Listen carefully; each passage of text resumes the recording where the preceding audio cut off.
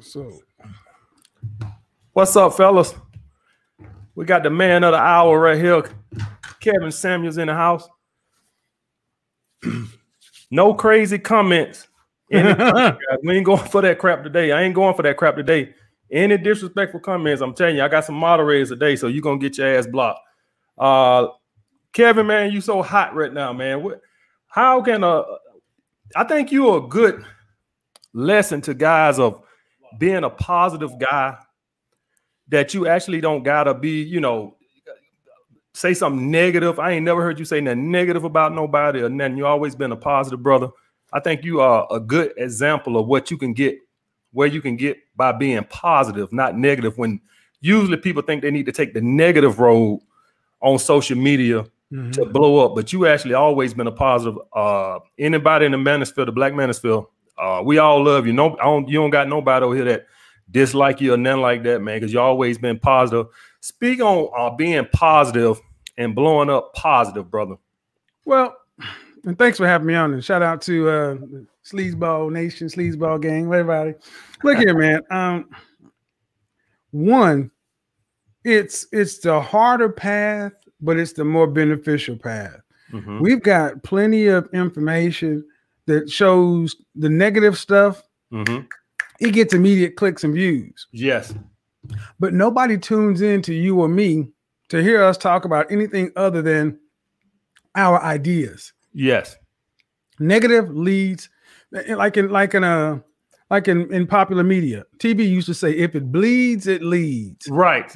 But think about in the late 80s, early 90s, when all the carjackings and stuff was going on, people got tired of watching the nightly news, carjacking. Right. Eventually, people have to have some sort of hope.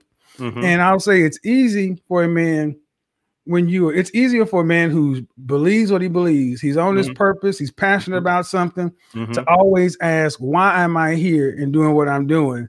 Because the challenges are going to come. But that's the thing. Strength invites challenge. Right. If you weren't strong, people wouldn't challenge you.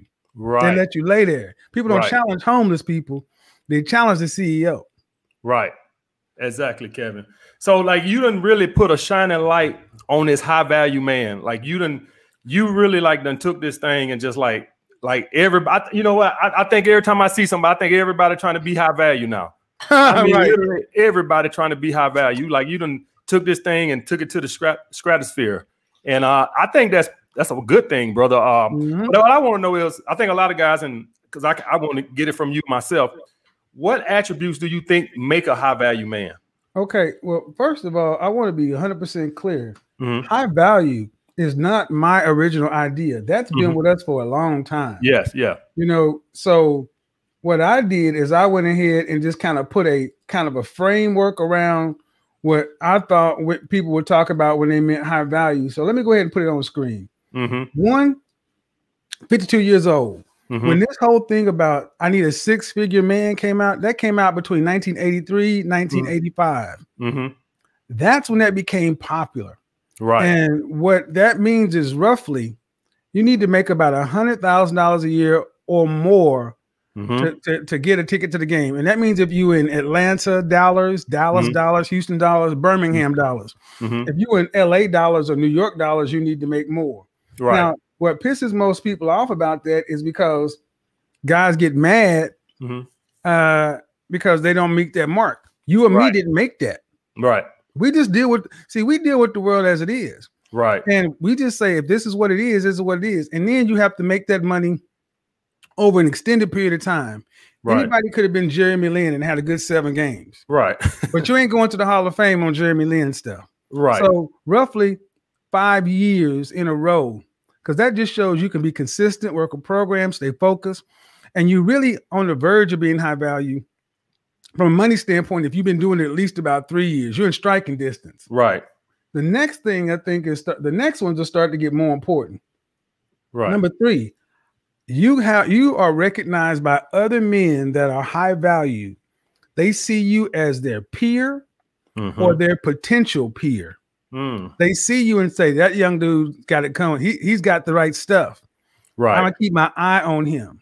Right. Because why that's important, because being high value is like a little fraternity of sorts. Right. Because once you start getting into a certain area, the problems change, and you need to have a network of high value men and other people. You can't have a network of just alphas. You can't have a network of just CEOs. You need some technicians. You know, you may be the Don, but you need some button men, and some capos, and some knee breakers too. And then I think the other parts, then these are far more come down to the people skills, visibility. LinkedIn level is something I say, you know, basically folks need to kind of understand at a glance who you are and what you do. So to say that I'm a personal trainer at Gold's Gym, or I'm over VP of mergers and acquisitions at Goldman Sachs, it's different than saying I'm an entrepreneur. The entrepreneur could make more than all of them, but you got to do more digging with the entrepreneur stuff. So it needs kind of to be visible, because the most important thing I think in high value, and this is irrespective of morals and anything else, because everybody's morals and religion can be different. You have to be useful, utility. There is no such thing as a high value loner. You need to be useful to others and the group. Meaning, if I can't tap AMS's network, if I can't tap his contacts, if I can't tap his resources, how valuable is he to everybody else? So while many people want to focus on what's at the bottom, notice where it is at the bottom, the money. You can make money, but to have that network, have that respect for other high value men, to have the utility comes with time, work, and experience. Now, why aren't morals, character, and ethics? Because you can be a high value nihilist. You can be a high value atheist, or Muslim, Buddhist. And this high value thing, men worldwide throughout time have separated themselves from the other guys. So this is just the kind of framework to talk about concepts that guys have always talked about: hypergamy, high value, all that stuff. This is just a framework to get a conversation started. And I think that's what really tipped it off when I said, what made men high value to other men? Not to women, to other men. And then the women are just the byproduct of doing the high value, the work. That's where they come into this. So, okay. I like that, Kevin. I like that. I think a lot of people, when they think of you and a high value thing, they think of money. But you putting this on the screen, I think you cleared that up for a lot of guys, that it's more about networking and being visible to other guys and respected. Y'all guys get that? It's more about being respected and having a solid network. And when you got a solid network, it's hard for you to fall. Like Jay-Z said, none of us fall because we all use each other as a crutch. I know I'm not saying that lyric right, but y'all know what I'm talking about. And so, but another thing, Kevin, want to talk about, everybody want to be a high value man. Everybody want to be a high value man. But do guys really know what happens when you become a high value man? Can they handle that? Can you handle the hate? Not just by your peers and contemporaries, but also your family members and your friends. Everybody, you know, thinks you owe them something and stuff like that. How can guys prepare themselves once they become a high value man to deal with the hate, deal with the expectation? Everybody wants you to do something for them. Everybody, I think y'all guys just see guys riding around in the Benz and they dress nice and stuff like this, but do y'all guys know what comes with it? You got people that's going to try to tear you down. They want to, you know, they got this crab in a barrel. What can guys do to prepare themselves for that mentality, Kevin? First off, you can be an exceptional man and not have to be high value. You don't have to be. And high value is something that neither you or I made. We're just dealing with that construct. So I want to be clear. You can be a man of value, a high impact man. I often call them productive, competitive, successful men. Those are different than high value. High value is basically asking to take the last shot. You're asking to kick the game-winning field goal. You're asking the coach to put you in at crunch time. And see, this is why I don't think you can be a high-value man under 30. One, because you need that 5 years to make that money. Two, you need time to build a network. Three, because the easy come, easy go. This is why I do not automatically consider athletes, entertainers, or musicians high value, because they make a lot of money. But how often do we see them balling in one regard, then 10, 15 years later, they on Iana Van Zandt, Fix My Life? Right. Because they've mismanaged our money and opportunities. Right. How high value, the pressure that comes with being a high value man is better associated with understanding and having mentors and other high value men as peers. I like that what you said, mentors. Yes. A lot of guys sleep on mentors, Kevin. Well, see, that's the thing. What I know is men who are in the top 10% of all men all tend to have coaches and mentors. Tom Brady got a coach. He got a throwing coach. And see, what matters so much more than anything else is when you get those attacks, those challenges that are coming, other high value men who recognize you as a peer, that's when you'll get the text out of the blue. Keep your head up, bro. Keep doing what you're doing. I see you. Because those are other beacons of light throughout the world who are at the top. It's lonely up there. So when you're asking for the number one seat, you're asking for all the accountability, all the heat, all the smoke. So one, you need to be ready to take it. You need to be ready for your name to be in everybody's mouth and 99% of them be wrong, including people who claim to know you. So I look at regardless of what anybody's political affiliation is, look at Donald Trump and Barack Obama.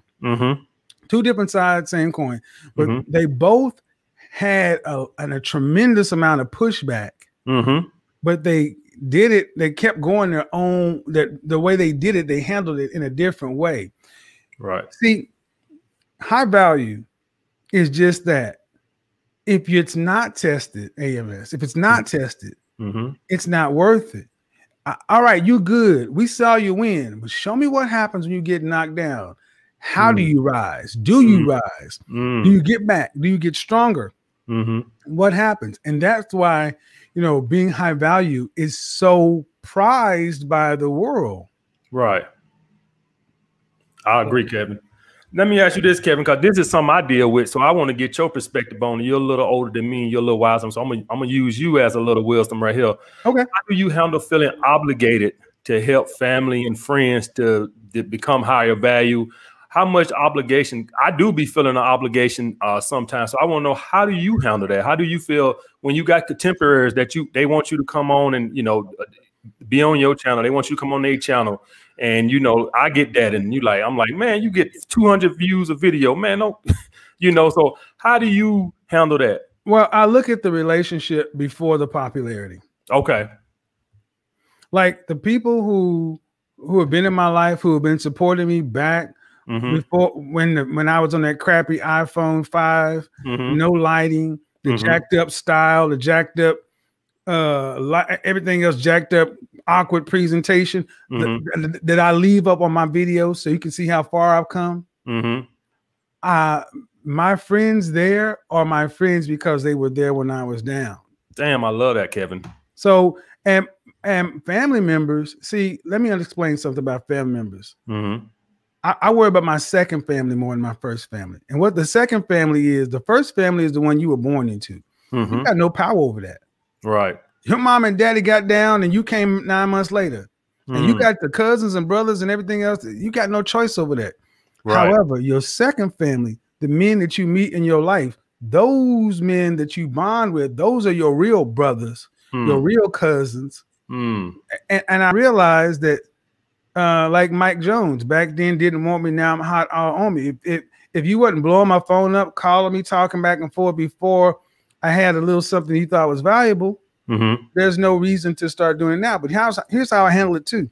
I learned how to detach with love through therapy. I can love you as my family member, but I don't owe you. I don't owe you. I owe myself, and I owe the people like myself who want to be better, because if I squander this, who's that going to help?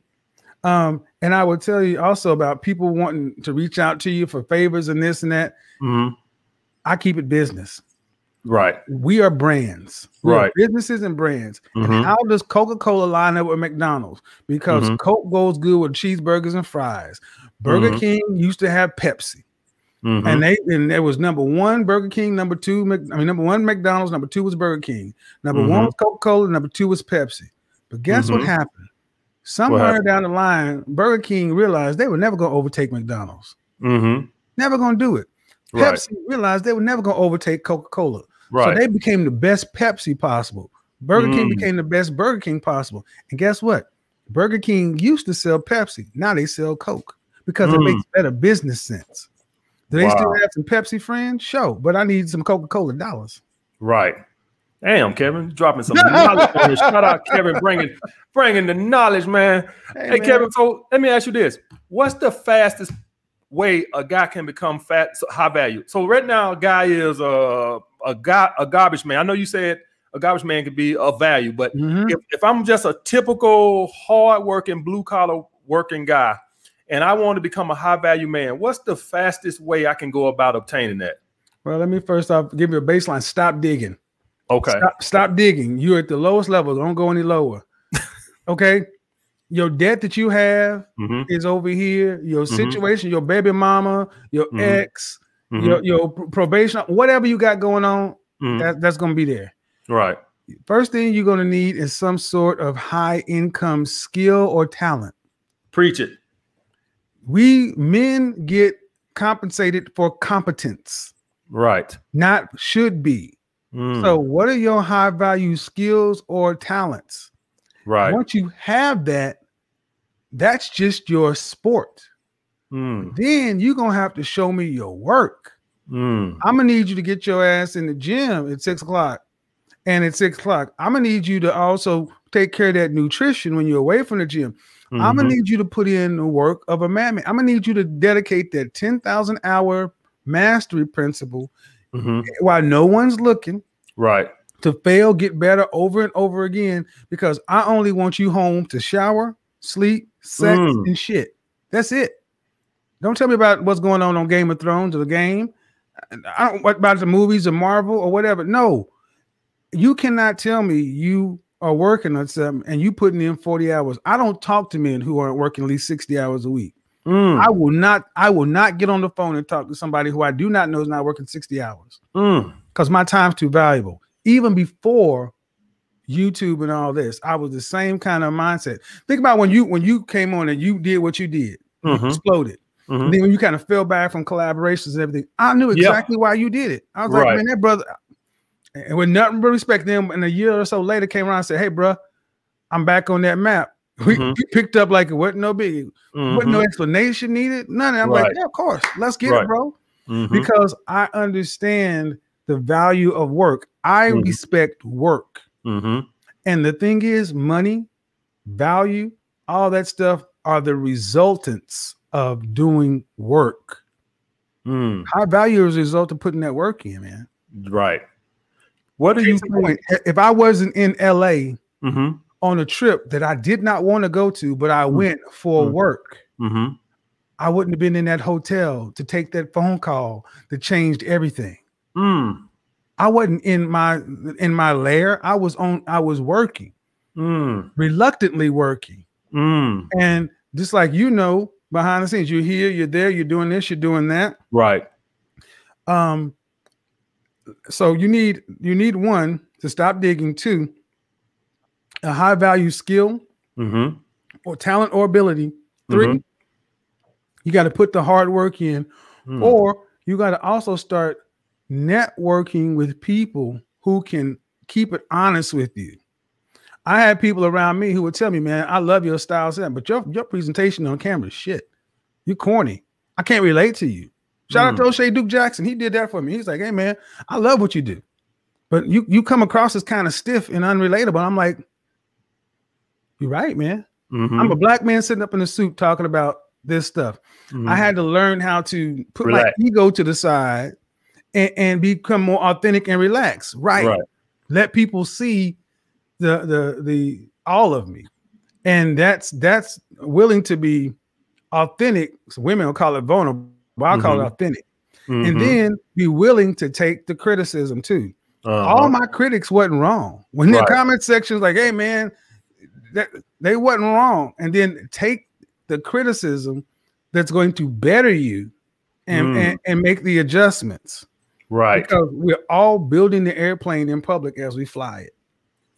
So a lot of guys can't take constructive criticism. I agree with that. And most people, you know better to even give them constructive criticism. Let me ask you this, guy, Kevin. What about guys who have limiting beliefs as into what they can do? I used to have that before I turned like 33. I always had these limiting beliefs that I just had put limitations on what I thought I could achieve. And I remember when I first finally became a personal trainer, I finally finished something that I started because I was, synonymous with just starting something and then not finishing it. So guys who are watching this right now, who just like that, had these limited beliefs where they just like, I can't become an engineer, or I can't become whatever high skill performer or whatever. How can they overcome those limiting beliefs, Kevin? One, somebody worse than you has done it. Somebody's worse than you has done it, man. Whether you're religious or not, the people we study tend to be the biggest failures because they just never stop trying. Limiting beliefs tend to come from scarcity and fear. Many of us was raised by our mama. We didn't have not enough money, so money was never something to be on the offense with. It was always to be defensive. So we got a negative money blueprint. We weren't planned as a result of a nuclear family or mom and daddy was preparing for us. We just out here. So one of the first things I looked at is I started taking in different knowledge. I studied people who have been successful. And I got over the fact of realizing that just because I don't share the same skin tone doesn't mean I can't get the similar outcome. My path might be different, but I can still do the work. A couple of books, 48 Laws of Power, a book called Blink, a book called Start With Why, and then retraining your mind. Just like you take a body that's out of shape and you have to retrain your muscles, joints, and everything else, you have to retrain your mind because that's the most important muscle in the body. This is why you can see people who win the lottery, Powerball, and inside of 10 years be broke.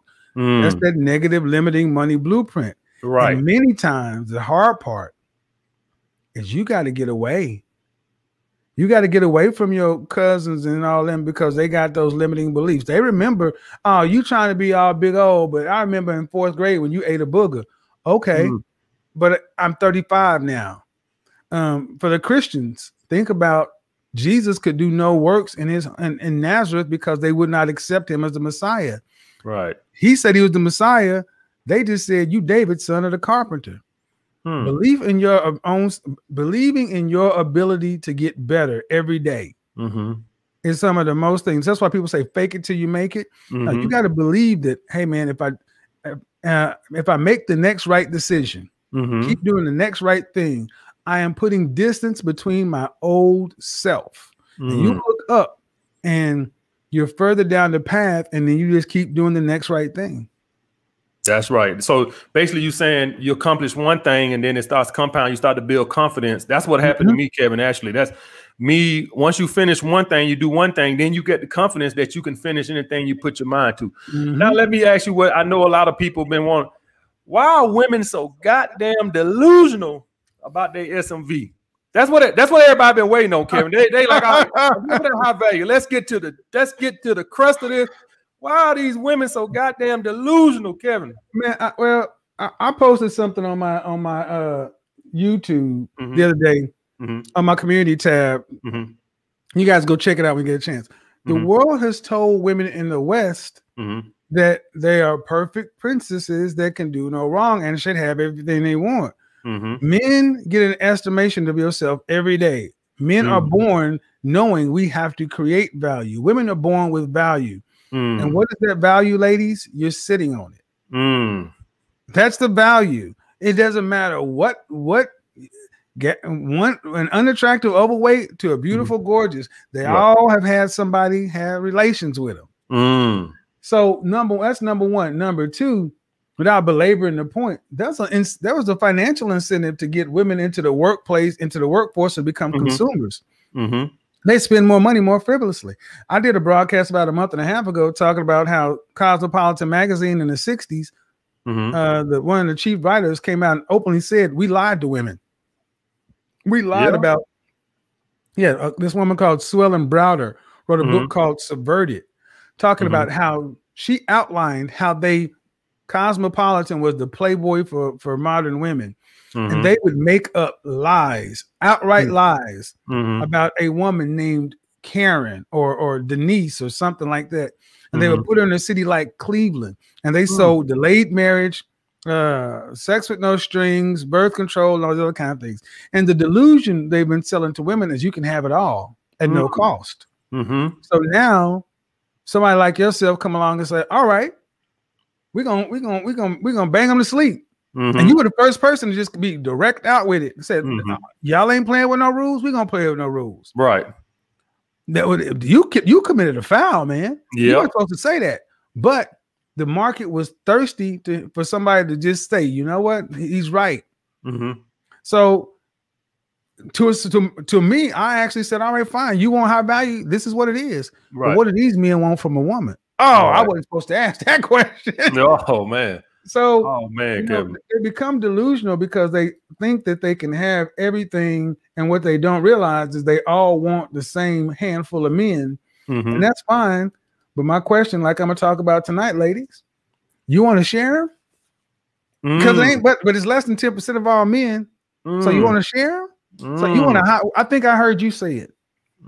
I think you were one of the first people I had heard say they want loyal alphas. Yeah. That was the Derek Jackson video. Yeah, they want loyal alphas, and they don't. No, thank you. Not gonna work. Let me say this, Kevin. So, like, let's say me, for instance, right? Like you believe women should be reasonable with their sexual market value. Yes. And like, shouldn't women think they're a 10? Like, let's take me, for instance. I think I'm a 10. Now, do I got a 6-pack? Nope. But you can't tell me I'm not a 10. So, like, what's wrong with a woman that's, to me and you, might be a 7, but she thinks she's a 9 or a 10? I think I'm a 10.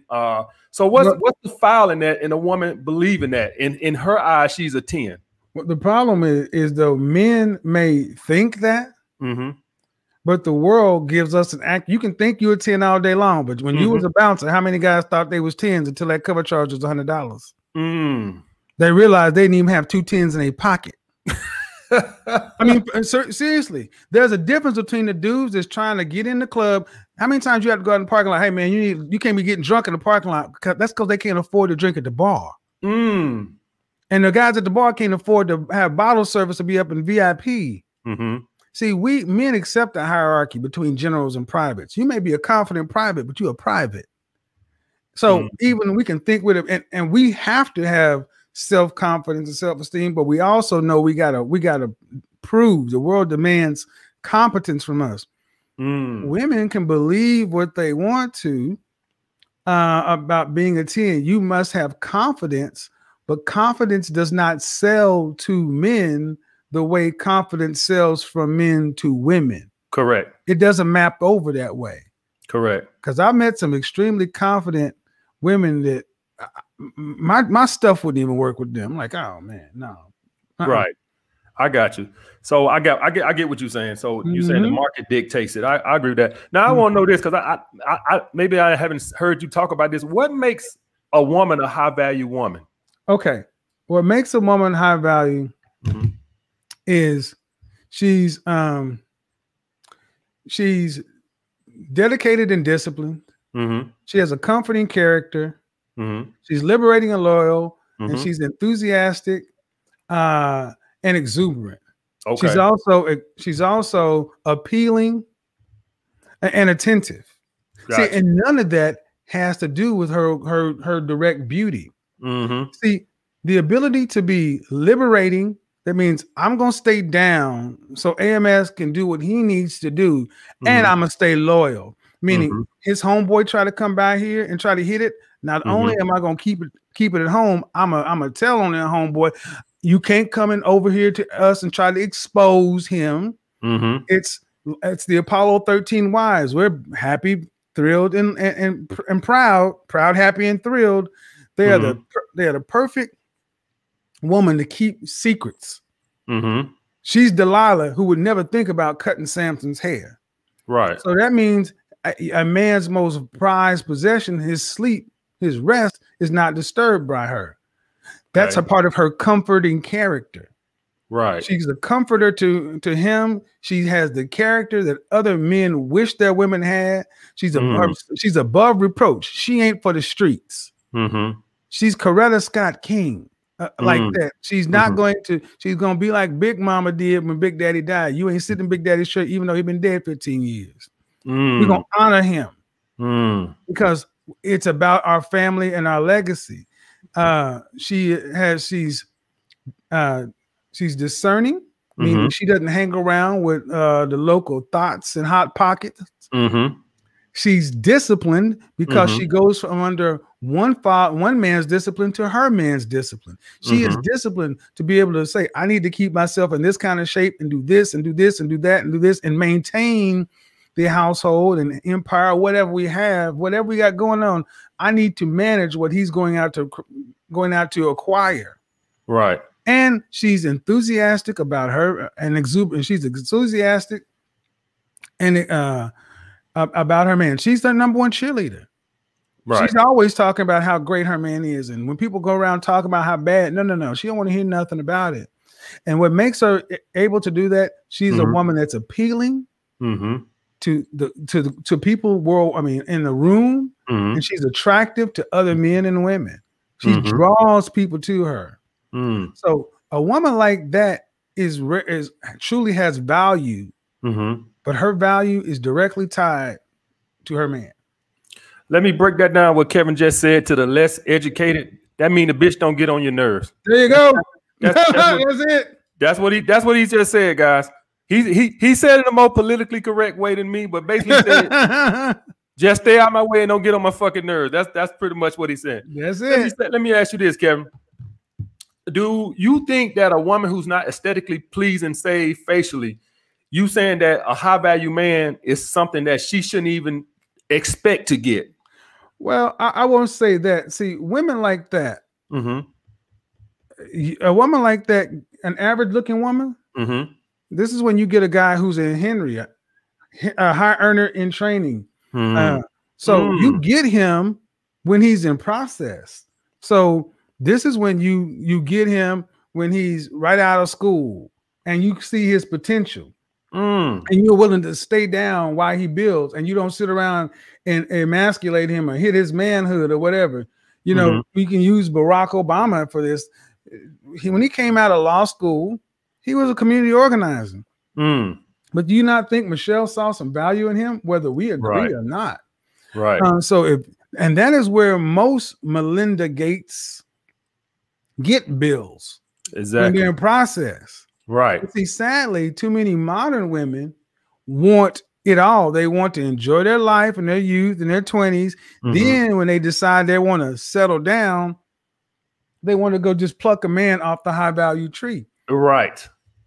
That's fine. You better be an 8, 9, or 10 in the face, an 8, 9, or 10 in the body, be fit, feminine, friendly, cooperative, submissive, and have all the other things that your particular high value man desires of the woman because he has options. You can want it. I want a lot of stuff. I want a G6. I don't have the paper for it right now. Right. You got the paper though. It's in your back pocket. Check that back pocket, Kevin. I'm gonna be over there. Right? But that's the result of that work though, right? Yeah. That's right, Kevin. Of that work. That's right, Kevin. So let me ask you this. Well, let me break that down what he's saying, guys. For the girls, the ladies on here watching this, if you want a high value man and you are not the hottest, and probably even if you is the hottest, you're going to have to get a guy before he gets to the top because it's hard. And I can tell you that Kevin is not lying on this.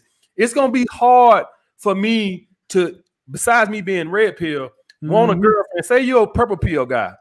It's going to be hard for you to want to settle down with a woman that didn't help you build, is what he's saying. And that's a good point, Kevin. It's hard. Well, it's going to be hard to believe a girl like you for you when she wasn't there to help you build. I like that. Show me what the second wife looked like. I mean, you show me. I was like, I always hear women talk about. I see plenty of high value men or men with money, what average looking women look like. I was like, yeah, but show me what the second wife gonna look like. See, when I coach with men, and they oftentimes have problems deciding about relationships with women, I just ask a simple question. Fuck all that. if you had $1 billion cash in the bank, is this the woman you'd be with? And the answer inevitably comes back as no. I was like, well, so basically you're with the woman you can afford. There you go. There you go. I like, damn, Kevin, that's some, y'all see Kevin dropping these nuggets on here.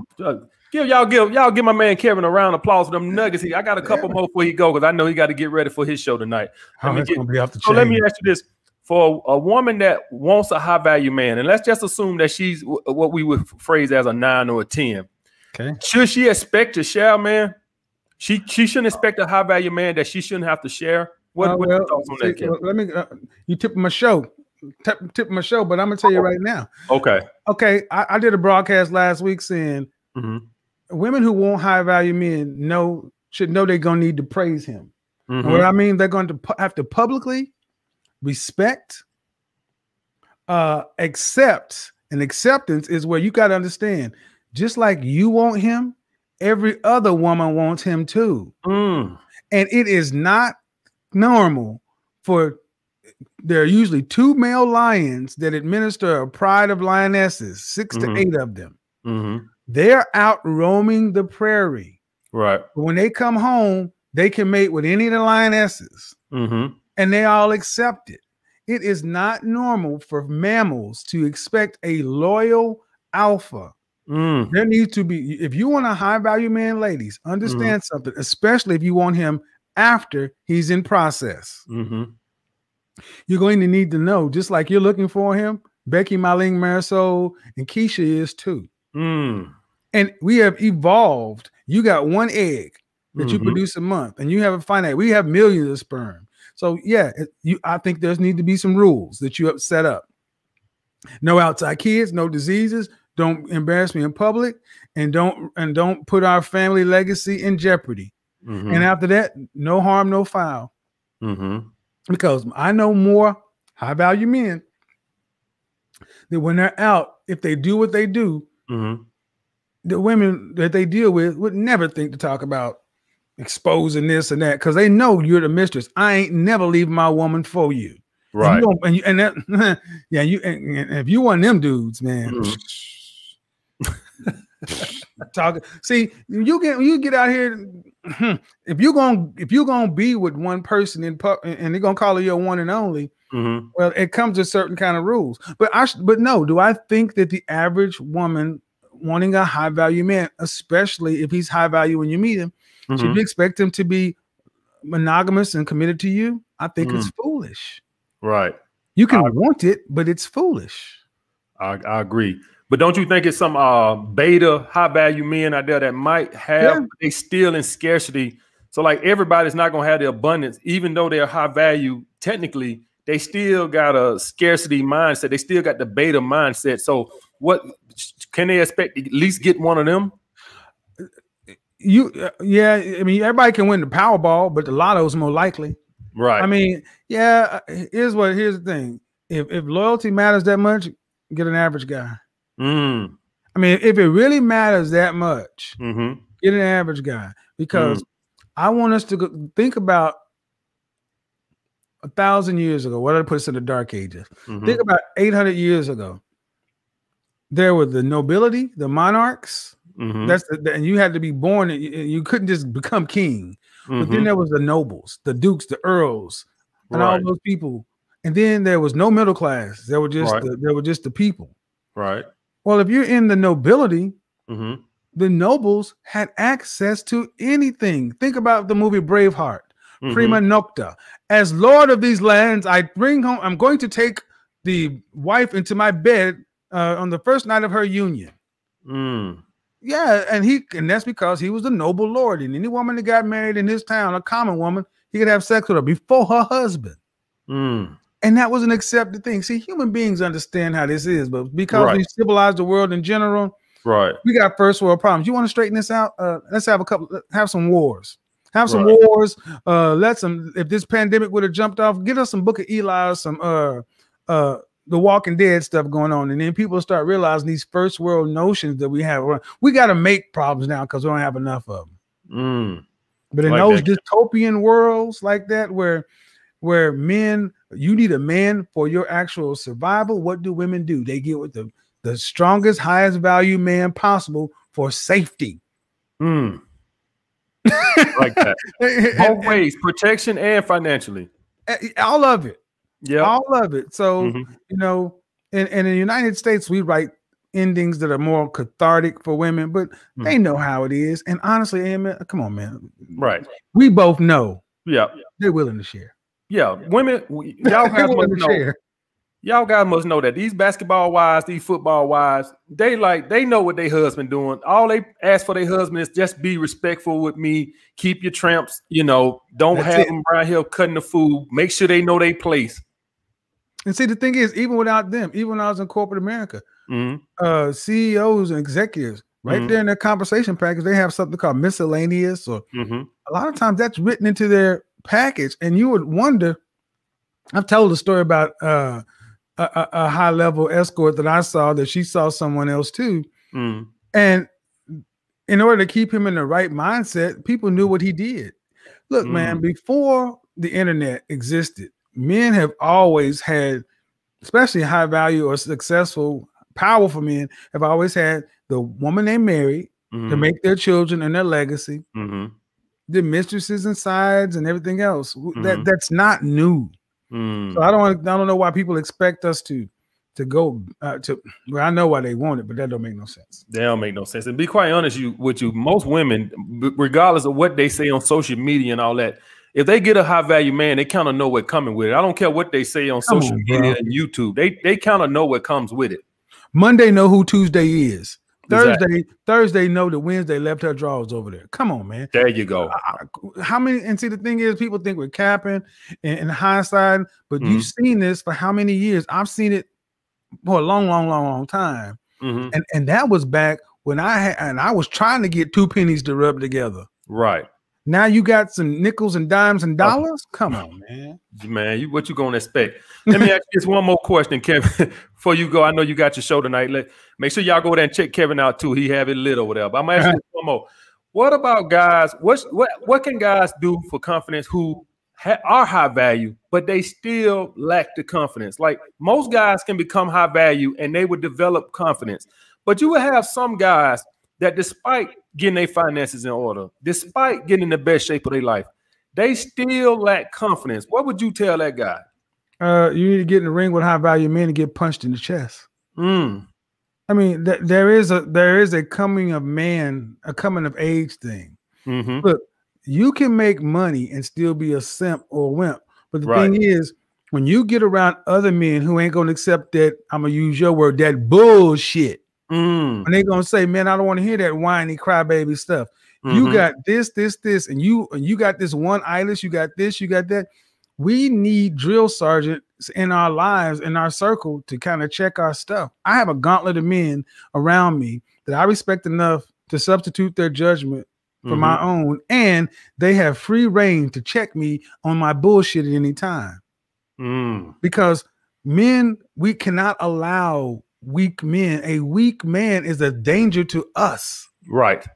So if you have everything else taken care of, deal with your parent, the little kid. But sooner or later, you're gonna have to put the little boy that didn't get a lollipop and a ride on his daddy's shoulder. You're gonna have to go ahead and make peace with him and get on back in the game, because we gotta slay these dragons, man. And we ain't got time for you to be emotional over here with that shit. You make us all vulnerable. All right, Kevin, man, you done spit some game tonight. I know you got my boy. I know you got to get you some lemon juice so you can tell these heifers off tonight, bro. I'm going to let you go, man. All right. Y'all show Kevin some love on his way out here. Make sure y'all go check out his channel every month. Was it Monday night at 10? Monday, Wednesday, Friday night at 10, and then Tuesday, Thursday on Instagram on 10 o'clock. So all right. It's good to be back, man. And keep doing what you do, man, and keep your foot on the gas, man. You know it, bro. You know it. Then. Much love, brother. Take care, man.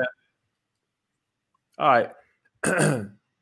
So let me show some love to the super chats. Appreciate Kevin stopping through.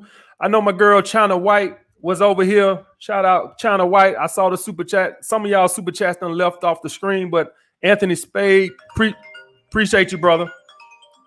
See, all my bitches calling the phone now. Let me turn the phone off. My bitch is calling. God damn it. Let me cut the phone off. Goddamn bitch. I'm working, goddamn it. She had to call back. Shout out my man Alfie. Steph is cold. Who else up on here? Let me see. My man Eli Monroe. Appreciate that super chat. I already said China. Jaleel Watson. Appreciate that super chat, brother. I said Anthony. Alfie Kingdom. Appreciate that super chat, brother. So I appreciate that super chat. So let's get to these questions right here. Let's see what we got. What's up, brother? Hey. How's What's it going, up, brother? AMS? I'm doing great, brother. Bro, I've been following you for about 3 years. I love your page, everything you're doing for men and just the work. Thank you, brother. So thank you. Thank you, brother. I got a couple questions for you. I'm going to ask you one question about booty, and I'm going to ask you an on-purpose question as well. Okay. All right, so I would say I'm not the best with women. I'm 27. I have around 70 bodies, and I'm more experienced. I kind of just discard 7s and 8s, but they're nice. But my problem is, like you said, the reason you started your channel was like maintaining that attraction from the 9s and 10s. And so a recent situation, I moved 40 minutes away from my hometown.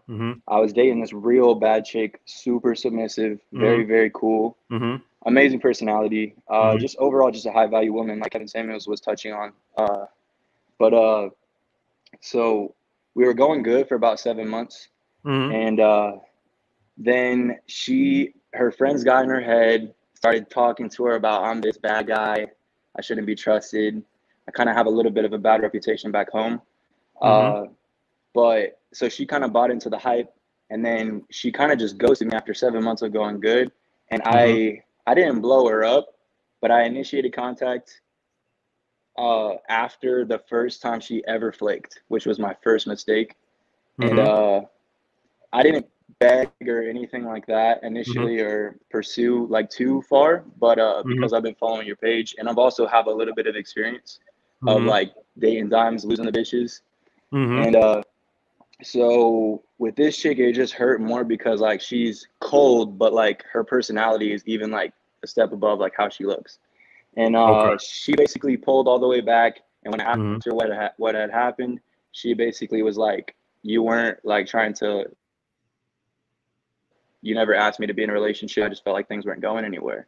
And so at that point, we kind of talked just briefly about like where we had like kind of like not been communicating. And I'd been a little bit like, when you put out the fucking video on toxic versus alpha, I was like, God fucking damn it. I did every fucking toxic thing. And I would say I'm naturally a fucking simp, honestly. Like before I found your channel, I was a fucking blue pill simp, like dead ass. And then I just started to become red pill with like the 6s and 7s. I could just discard them, take them, leave them. But the 9s and 10s, I'm very still to this day, very purple pill, because I was raised by a single mom, you know what I mean? All that shit. Right. So I value a good woman. And basically my question for you is, I did pursue a little bit without begging after she pulled all the way back and stopped wanting to see me. She explained the situation, but did not express like meeting up again or anything like that. And so I kind of just let her go. It's been about a month and maybe a week of no contact. And I was just wondering what your thoughts are on that. I'm completely accepted losing the bitch, but I would like to get that shit back, if you feel me. Well, this is the thing, guys. This is the thing. You know, I always find it funny that guys call me. They say, "Hey, I got the abundance mindset." I'm not claiming that yet. Okay. So this is the thing, guys. When y'all dealing with women, first of all, it sounds to me like you can acknowledge that you made some mistakes, and so Facts. I want y'all guys to ask yourself: do y'all guys ever ask yourself, how do I get the knowledge that I got? Do y'all ever ask yourself that? It comes from fucking up. Going through it. That's right. It comes from fucking up. So with this girl right here, this is how you become. See, this is the thing. You can read all the books. You can go and binge watch all the videos you want to. But until you get one of these, that's when the learning really starts. And all the videos is like a tutorial on you, like your oh no moment, like, oh shit. But at the end of the day, a lot of this stuff, you got to go through it. And this one right here, that hurts. This is the one that's going to really dig deep and make you start learning and start knowing that now I see why AMS says what he says. Now with this girl here, you made a mistake. The only thing she can do is come back to you. You can't do no pursuing. You can't make her come back. You can't. It ain't no magic words you can call her. Right. If she comes back in the month or whatever. But this is the thing. This is what she don't have a tendency to do, because this has been my experience with women. She'll probably call you a month from now and you friend zoned. She probably won't even want to meet up. She probably just gonna want to friend zone you, where she just calling out the blue, but really ain't talking about a goddamn thing. She really just wasting your goddamn time. You see what I'm saying? That's what you can expect. More what I've seen from women is, unless it was an attachment or something strong like for years, usually when that attachment is broke, it's gone. I'm being honest with women. Hey, I want you to be real with me, so keep going. When they stop liking you, you do something to make them stop liking you. Unless it was like a strong attachment, like say y'all was dating for years or something like that. But like if y'all was just dating a couple of months or a few months or something like that, and you fuck up and she like 6-7 months, they usually don't start back liking you, brother. I'm just being honest with you. Facts. That's been my experience with women. So this one is pretty much, she probably getting fucked right now, and you gotta be 100%. Oh yeah, she's getting fucked. And you know what she's gonna do? You know what she'll do? You know what she'll do to you? She'll call you and tell you her problems with him. That's how crazy women is. She will call you and start. I don't play that. Let me tell y'all y'all remember. Who on here remember the infamous Sunday chick? Press 1 if you remember the infamous Sunday chick. Press 1. Press 1 if you remember the infamous the bitch I made videos about for every time I gave an example, it was this bitch, the Sunday bitch, right? Everybody remember that bitch, right? This bitch, after I made the video on how I lost the attachment, right? You know, this bitch had the audacity to call me, tell me something. You know, I'm thinking about joining the Equinox. What you think about that? Bitch, I'm not your homegirl. Who the fuck you think? This bitch called me, tell me something. What's my opinion on you joining the Equinox? What I'm the girlfriend now? You know what I did? I blocked that goddamn bitch. Y'all know I say don't block bitches. I tell y'all guys all the time, don't block bitches. We'll see. This bitch gonna call me, tell me something. What's my opinion on her joining the Equinox? Like, oh, I'm the girlfriend now. More than likely, that's what she gonna try to do with you. She gonna try to goddamn friends on your ass, and you do the same thing. Hey, bitch, if you want to meet up, hit me up. If not, don't call me with this bullshit. She'll probably call you talking about some, hey, what you think about this spot over here? Now, bitch, I ain't, no. And then if you talk to her, she'll start telling you about what's going on in that relationship. So the point being, bro, is this one is gone. Yeah. You learn from it. Yeah. She's probably going to try to hit you up out the blue. Don't entertain that foolishness. I didn't want to cut you off, but I want to keep just the consistency and just the flow of the stream going. But the girl I found your channel from who really fucked me up was even a step above her in attraction. And like that one is what really fucked me up and made me really sad. This one hurts only because she is actually a real bitch. Like she was like straightforward with me. She didn't play games. I was the one kind of gaming and being toxic when I could have kept her. But I do care. Like I'm purple pill when it comes to chicks like this, but like the one thing that gave me kind of the onus to like even hop on this live stream, I watch all your shit, but like to really like ask a question was that one of the last things she said was, I just felt like you were always out of my league and like all my friends wanted to fuck you. So I always felt like I just had to compete too much. And then she still just left. I'm like, what the fuck? This is a little bit opposite of what I've been reading. So let me tell y'all guys something. When a girl tell you that, that's because she thinks you're a serial killer and you might kill her. And so she's letting you down easy. I'm dead serious. Whenever y'all guys hear a girl give you the, you so hot, this, that, and other, that's code for you look like you might kill my ass if I break up with you. So let me make you feel good while I'm breaking up with your ass. That's what that is. Right. I'm gonna break up with you because you so gorgeous that I don't want to deal with all the what the fuck. It almost make me feel like women think men ain't got no goddamn sense, right? So if you were with Brad Pitt or somebody like that, you like, oh well, I don't want to deal with all this competition. so I got to break up with you. Man, that bitch in that, you know what? She had a good laugh that night. She was laughing so hard that motherfucker I think he's that good looking girl. And he believed it. And you know what? It works because now you ain't gonna go kill a bitch because you think like she like you and that you so good looking. In actuality, she was just dumping your ass and trying to make you feel good. Y'all got to give it up to women. Y'all give it up to women. Nobody can break up with a motherfucker and make him feel good while I'm breaking up with his ass like a woman. That's all that, you know what? Right. You got that kind of serial killer, you know, you got the hat going back, you kind of in the dark, you know. I don't know, man. So I don't know. They said you got 70 bodies. I don't know if they talking about dead bodies or sex. Well, I don't know what we got. No. Quick history on me. I've not gonna call myself a loser. I have a bachelor's degree, but it was one of those fucking useless degrees, right? Right now I'm in a barbering program. My best friend opened a barber shop. We're charging $40 a cut. So I saw your advice, don't go to barber school, but it's a best friend, it's a homie, and we're just charging stupid overhead. So I figured I can use that to invest in my purpose, which is music. I'm gonna get to that next question really quickly. But essentially, like, I've been a male model. I'm 6'4", obviously pretty good looking, I would say. 6-pack abs, ripped up as fuck. All my friends asked me for fitness advice, and this bitch was on my dick hard as fuck. And she was like, I told my family all about you, blah, blah. You basically just like broke my heart, and you didn't even talk to me about being together when you moved. And I just didn't even think it was a fucking big deal. But at the same time, I watched that video and I realized I was being a little bit too toxic. You know what I mean? Charging $40 for a haircut, bro. That she should just break up with you for that right there. You charging $40 for a haircut? You should. You know what? That shit right there just get you dumped right there, right off the bat. Motherfucker charging $40 for a haircut, but that motherfucker better have gold trimming or something around it when you get through with it. Goddamn $40. I better get some ass that night. Goddamn $40, man, for real. But the thing is, this only explanation I can have is like, go ahead. The only thing going on with you, bro, is that you making minor little mistakes. And the girls are losing attraction. You know, I was just fucking with you about the serial killer shit. But what's going on is you haven't perfected your game yet. You're making silly little mistakes.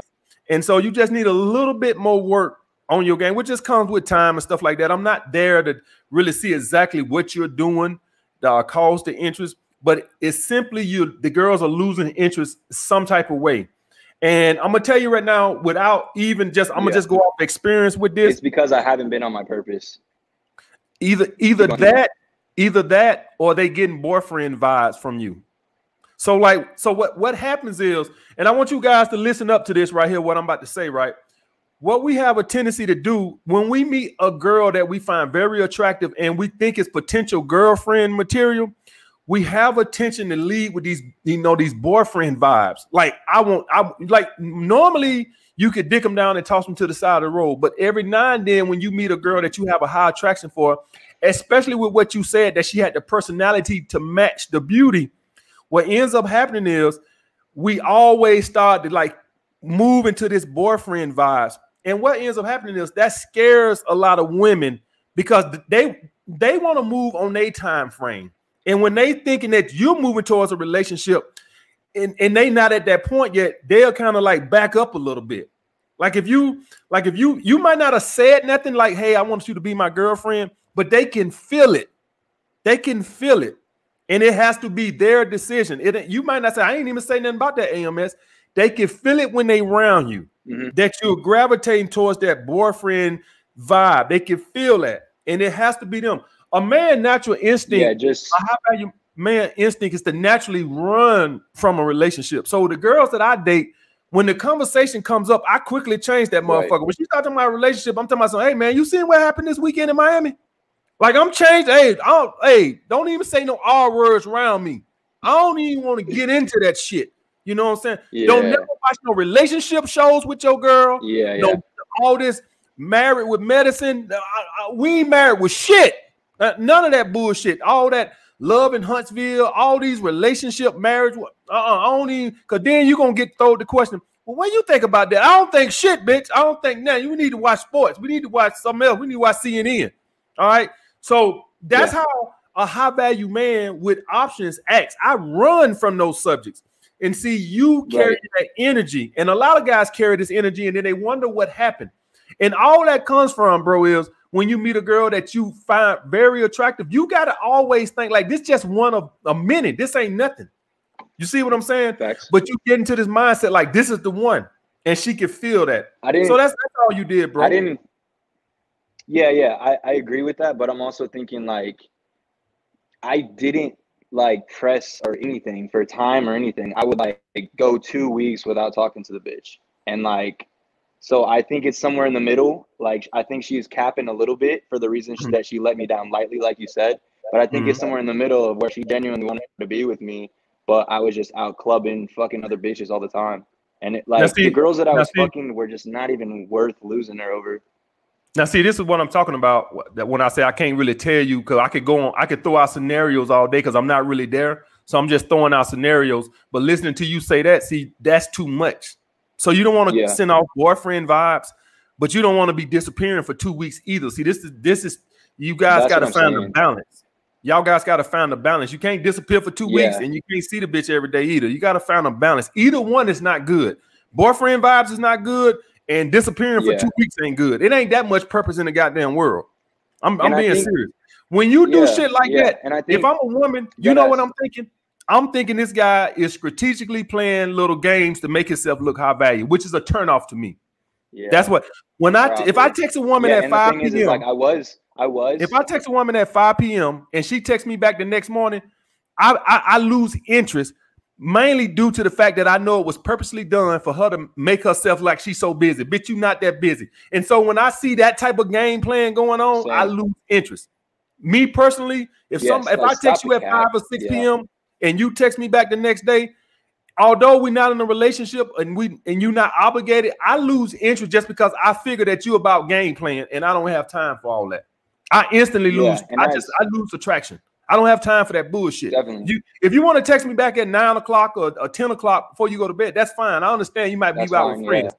But when you text me back the next day, you too much into games. I don't got time for that bullshit. So if that's what you was doing, bro, you were playing all these, hard to get games, I would stop fucking with you too. But like I said, we could throw all these scenarios out all day. All right. Yeah, exactly. And the thing is like I can only just feed you like what was going on. You're not there, so I have to make the ultimate like call in the end. But like I've definitely matured as a man through like going through your channel, finding your channel. Swallowing the red pill fucking took me some fucking time, bro. And like just like listening to like how you reacted to having your heart broken, like everything, like you definitely handle certain situations much, much better than me. And I never had like that masculine guidance in my life. So thank you and other YouTubers like Steph is Cold, FitX, Fearless. And honestly, you brought them to the forefront by putting those dudes on. So I found them through your channel and deadass, like those dudes, like they're just like your little bros who just like the message you're pushing. They're just like also from a younger point of view. They're hitting on those like nuances of that game. And so shout out to Four Horsemen, MJ Get Right as well. I don't want to forget him. Thank y'all. I want to thank y'all. I matured as a man through watching your guys' fucking channel because no adult male could fucking like be consistently in my life and be positive. And so I just appreciate the game on that one. I think it was a bit of both. I was just being a little too much of a game player, but also when we would be together, I fucked up. I watched like yo on like initiating physical contact and stuff, and I'm like, God damn, fuck. Let me get somebody else, bro. All right, man. I gotta get you on. Yeah. Thank you. All right, bro. Be good, man. Thank you for the support, man. You too. All right. Let me say this here. Hey guys, anybody I put on, just think of one question you want to ask me. Don't come on with 16 questions. Not trying to be a dick or nothing. Just one question, maybe two if it's a quick one, maybe two, but don't come, because it's too much. Everybody trying to get on. All right. Not trying to be a dick or nothing. All right. And then anybody want to join the screen, the patron link is in the description. You got to be a patron. They the ones get the link to call in. What's up, brother? Oh, shit. What's up, AMS? What's up, brother? All right. So my first question to you is a purpose question. So Kevin just was saying about blue-collar men being at like the bottom of the totem pole. See, out of high school, I started my plumbing apprenticeship.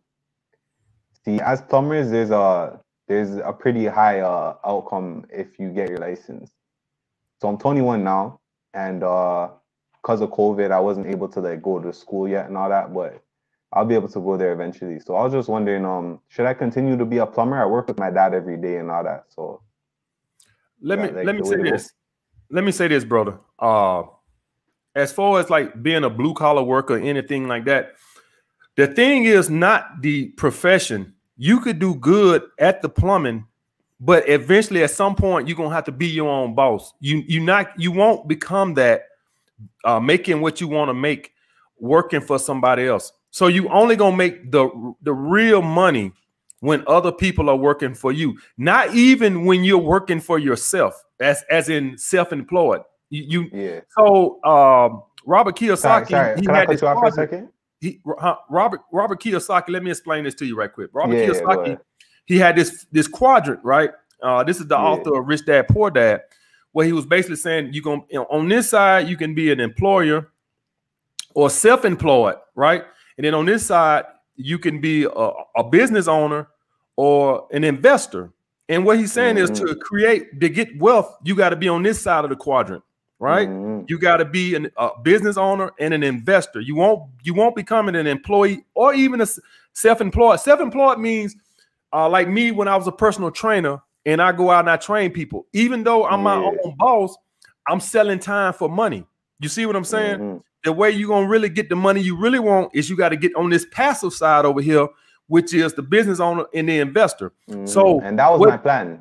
That was my plan, because I wanted to get my license by the time I'm 25, so I can own my own business, or get my master plumber or whatever it takes, so I can own my own business.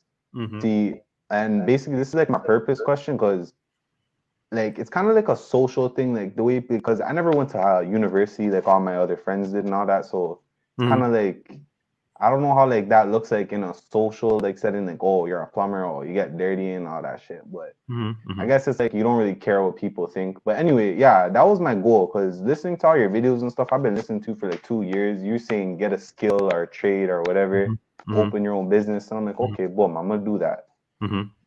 And yeah, that was my plan. So I was just wondering, like, that's where I should go. No. Okay, so if you're gonna do that, I'm all for it, because as long as you're going to become a business owner and you're going to have people working for you and you pay them a salary and you're able to make money off of them, then yes, that I have no problem with. I just don't want you. That's my grind right now. That's like, I'm just on my fitness shit and I'm just been plumbing every day and, you know, in and out. So right now I'm just going to tell my boss I'm trying to like rack up the hours now, do overtime. Like what Kevin was just saying, you got to work like 60 hours a week now, you know. At least. So at least. That's the plan then. And, I got one more question. Go ahead. Well, sorry. one more question, then one more question about women, because it's kind of about what to do with purpose. What's the best tips on building a social circle? I took your advice. I just like, as you can see around me, I'm 21. I just moved out of my parents' house. I got an apartment. It's like right down the street from a beach. And I'm just wondering, like, what's the best way to build a social circle? What you like to do? I like kayaking. I like fitness. I like boxing. So that's how you're gonna build your social circle, doing what you love to do. So like when you in there boxing and stuff like that, you instantly got something in common with somebody. You see what I'm saying? So friends are what? People that have common interests, right? Same thing like when you dating, right? When you dating a girl, it only works if y'all got some common interests. If you like peanut butter and she like jelly and y'all don't like shit together, it don't work. Me and the girls that I date or whatever, we get along good because I like to eat, they like to eat, and so it works. I don't work well with a girl who want to go fucking mountain bike riding, all this other adventurous bullshit. I'm not into that bullshit, right? So the point being is you got to have common interests. This is gonna give y'all something in common to where y'all can share together, right? When I was younger, all my friends, we all like to go to clubs. We had that in common. So if you like boxing, this is where I'm gonna make my friends at. And understand that you don't need to know hundreds and hundreds and hundreds. If you go in there and you couple of guys boxing or whatever, and you introduce yourself or whatever, two good guys and you got your social circle. You know what I'm saying? You got your social circle, and how this go is, okay, y'all guys met.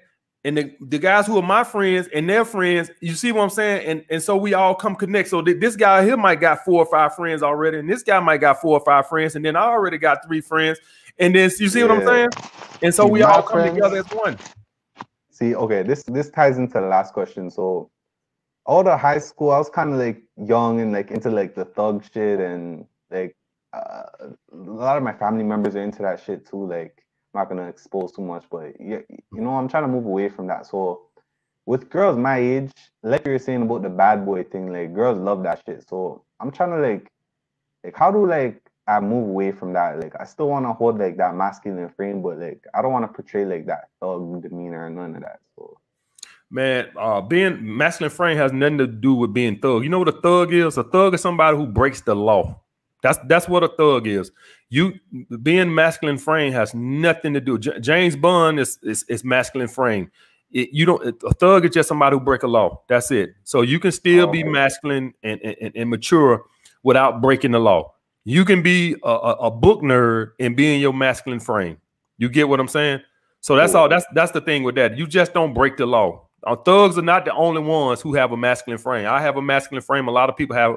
Kevin just got off. He got a masculine frame. He don't break laws. So if you thinking you got to be a thug to hold a masculine frame, you're terribly mistaken. Okay. All right, man. Cool. All right, thanks, bro. AMS. Take care. Be good, bro. Peace. Yeah, guys. For all you guys that think you got to break the law to be a masculine frame and all this, that, and other. First of all, you meet these crazy ass girls who want to meet thugs and shit. Don't worry about them crazy bitches. All right, man, ain't nobody trying to break no laws to be with no damn woman. What's up, bro? Yo, AMS, what's up, bro? What's up, bro? Big fan, bro. You really helped me out, man. Like I was down bad when I didn't know about your channel, you know what I mean? I found you out when I was a junior in college. I'm now a senior, about to graduate. And I was watching a video the other day, and you would say like you used to like have girls like on you at first, right? And then like you would like mess it up by being a dancing monkey and like over talkative. Like that was me like to a T, but I feel like you really helped me like with that, you know what I'm saying? I just start using like honestly, bro, like you said, like when you good looking, bro, just shut the fuck up. Like, you know what I mean? That's like you gotta do nothing. Yeah, but big ups to that. But I had a purpose question. So my major is like communications. So I'm trying to go into like the sports broadcasting field, you know what I'm saying? But I know that kind of takes a while to get into. So you have to like work your way up in that field. So like in the meantime, like I was thinking about starting a daycare business. And I'm also my purpose, I do music too. So what do you think about that? You think I should invest in like real estate? I remember you kept saying like the 401 IRA. Roth IRA. Yeah, IRA, yeah. So let me say this. For any of you guys that's watching this right now, and I heard Tyler Perry say this a few years ago when somebody asked him about how to be successful on something. He said, focus on one thing. And what I heard from you, you named out like 4 things you was trying to do. Yeah. You need to put your priorities to one thing to be successful. You're not going to be successful with 6 things at one time. Okay. So whatever it is, you need to, because to be successful in that one thing is going to take all your energy, and it's going to take 70 hours a week to become successful in that. You get what I'm saying? And you're not going to become successful trying to open a daycare and then get into broadcast communications. So which one are you going to do and go full-fledged on that and learn everything you can about that? Don't be stressed. Don't try to be the jack of all trades. Find one thing and go all in on that. Yeah. Okay, I got you. The only reason for the daycare is because like my mom's a healthcare physician, you know what I'm saying? And she was like raised up in that type of environment. So we was like really just going to like collaborate ideas and all that sort of stuff. But like, yeah, the communications, man, it just takes a while to get in that field. So like, you know, I figured I'd work a job like a regular 9 to 5, whatever, on my purpose, like the gym and all that. But I see what you're saying, though. Just like focus on one thing. So I mean, focus on one thing. Yeah, that's gonna take all the energy just in that, because like you said, you're gonna end up having to work a job, and then you're gonna end up trying to work on this on the side. You see what I'm saying? You ain't gonna have time for all that. So just pick one, whichever one you got the most passion about, and go in and go all in on that. Okay. All right, I got one more question. It's about go ahead, man. So like, how do you deal? I know you probably get a lot. Like, how do you deal with like when girls like call you like fuck boy or this, that, and the third? Like, you know what I'm saying? Like a player, like Like, how do you like how you sort of like play it off, or just like that's a little gaslighting. That's a little fucking manipulation right there. When they call you a little fuck boy, they want to see how you handle it or whatever. Yeah, and so it's like a little needling, like just like poking you a little bit. Just trying to see what your response to that gonna be. Don't fall into women games and they little.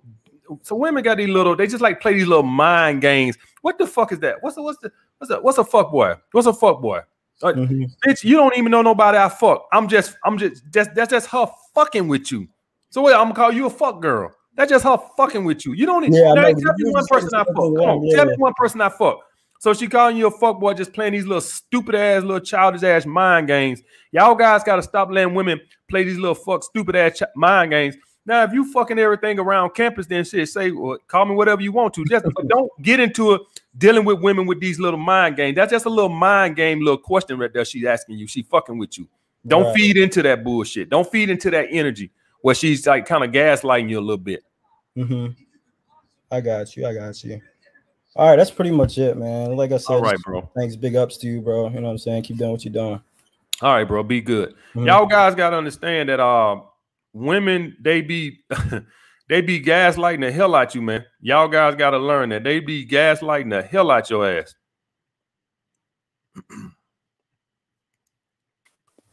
What's up, bro? Hey, MS, what's happening, baby? What's up, man? Hey, I'm not so cold tonight. How you doing? You look like your girl just told you to go home. What's up, man? I'm just hopping in the car real quick. I just got out of martial arts, and I just want to give a little tip for all my guys out there. It helps with your confidence. But anyways, my question is, I'm 20 years old, and I'm starting to, I want to get my own place so I can fuck these hoes to sleep straight up. But, as of right now, I'm living with my parents, trying to grind and get some jobs. And, there's this chick who's, I followed all the strategies, man. She's hitting up my line, texting me, calling me. I ain't answering for shit because I'm busy. And, I know she wants to get down, but I ain't got nowhere to do it other than this whip right here. And that's not where I'm trying to hit it. So, what's the best thing for me to maybe what I'm trying to say is either do I have to cut my losses or can I get my cake and eat it too? You know what I'm saying? I'm trying to grind and get the pussy or just sacrifice. How old are you, brother? 20. Okay. You don't got no job? No, not at the moment. See, you guys got to work this out. Y'all guys want to get laid, man. This is something you got to work out. I don't know your situation, a friend, a cousin, or something. Like, I just find it hard to believe. I once fucked a bitch behind a church. I'm not bullshitting you. I once fucked a bitch behind a church.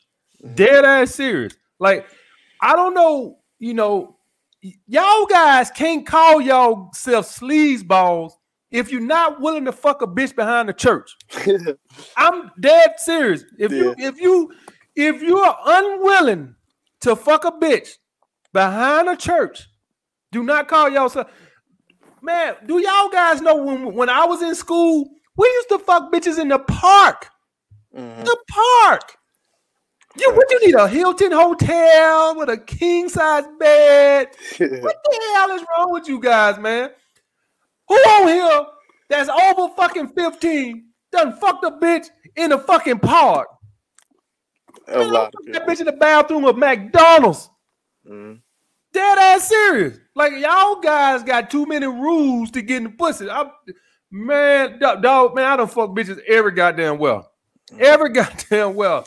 So y'all guys got to get on your game. Y'all gotta have a room. You can't fuck this bitch on the air conditioning unit at the apartment. Outside. Okay. It ain't no park where you at where you can go fuck this bitch. You can't tell that bitch, hey, let's take a nice little brisk walk 10 o'clock at night in the fucking park. Yeah, she wants to go for a hike or something. You goddamn right. Let's go for a matter of fact. Let's go right now. Yeah, I'll call that bitch and let's go hiking right now. Oh, you're the best, yo. Thanks for keeping it real, AMS. No problem, bro. Man, let me tell y'all guys something. All my guys over here, that's watching me right now, man, let me tell y'all guys something. Do y'all guys don't think that when I was y'all age, we ain't have places? I ain't take bitches no hotel. Man, we fuck bitches in the park. I fucked a bitch behind a church one time. A church. And I am not ashamed. Because God blessed me with that pussy. He gave it to me. A gift from the Lord. And that was me paying homage to him for the ass.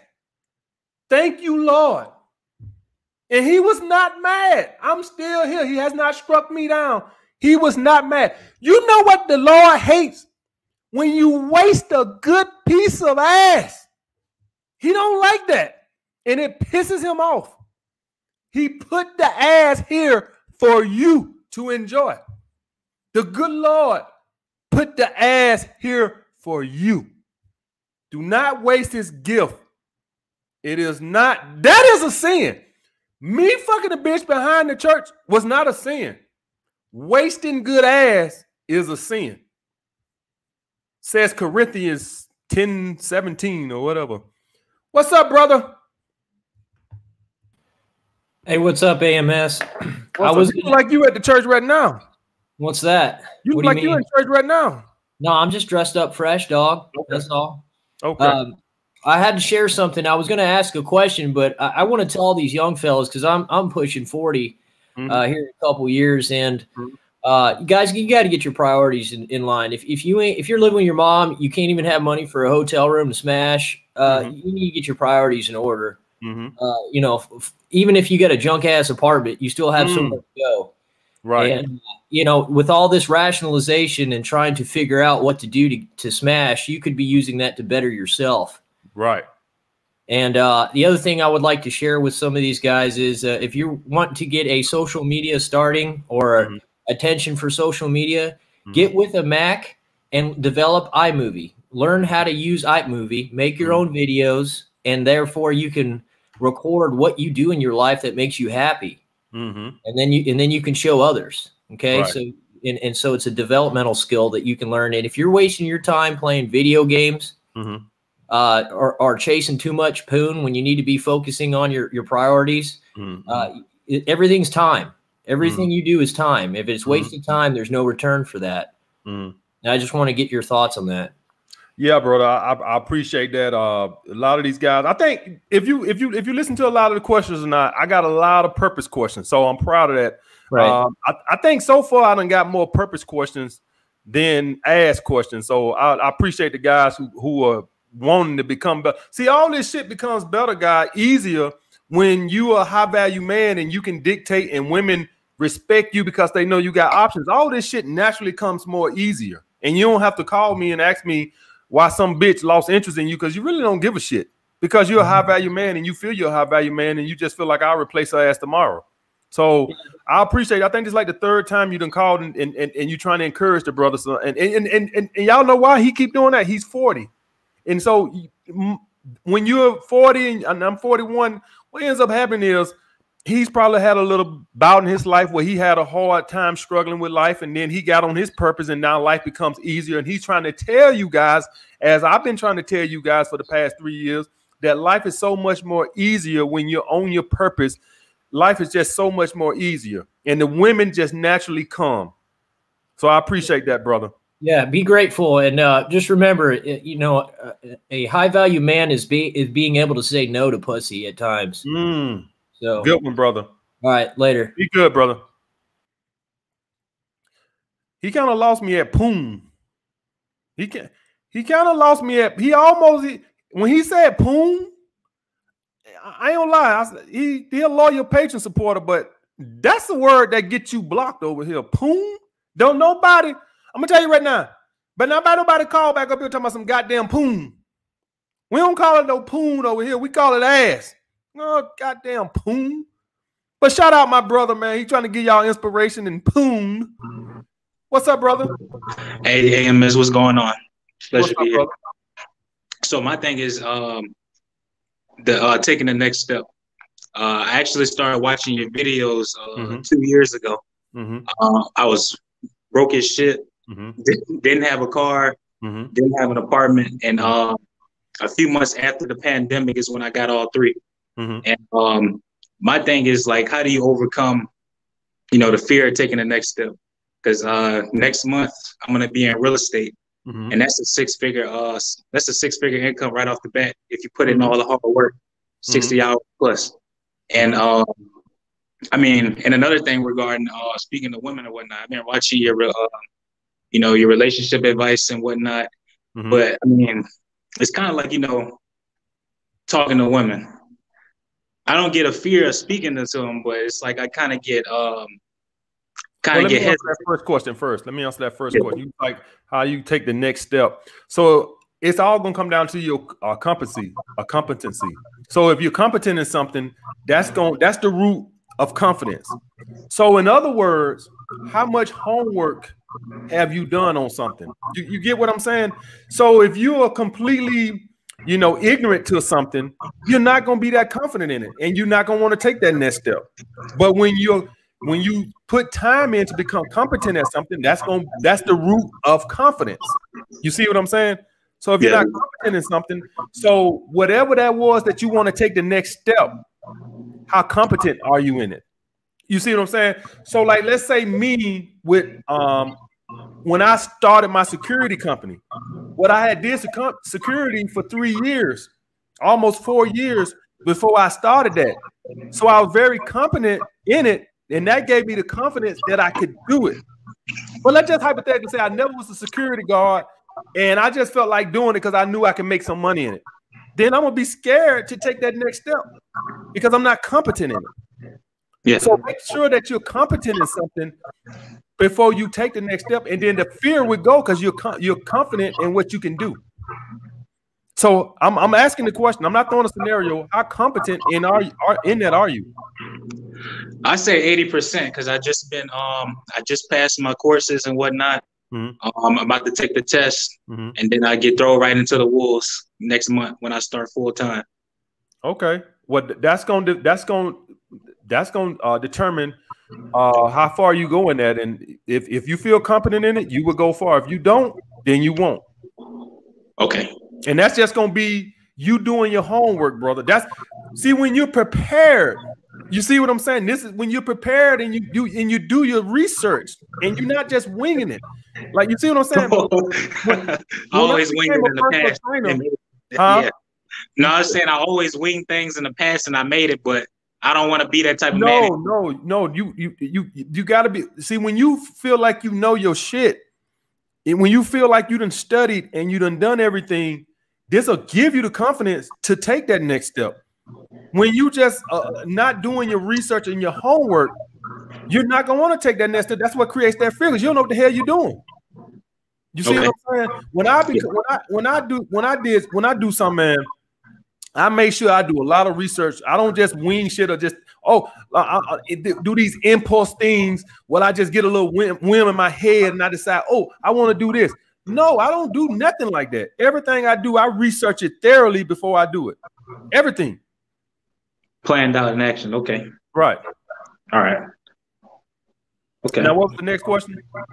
Oh, the next question is about approaching.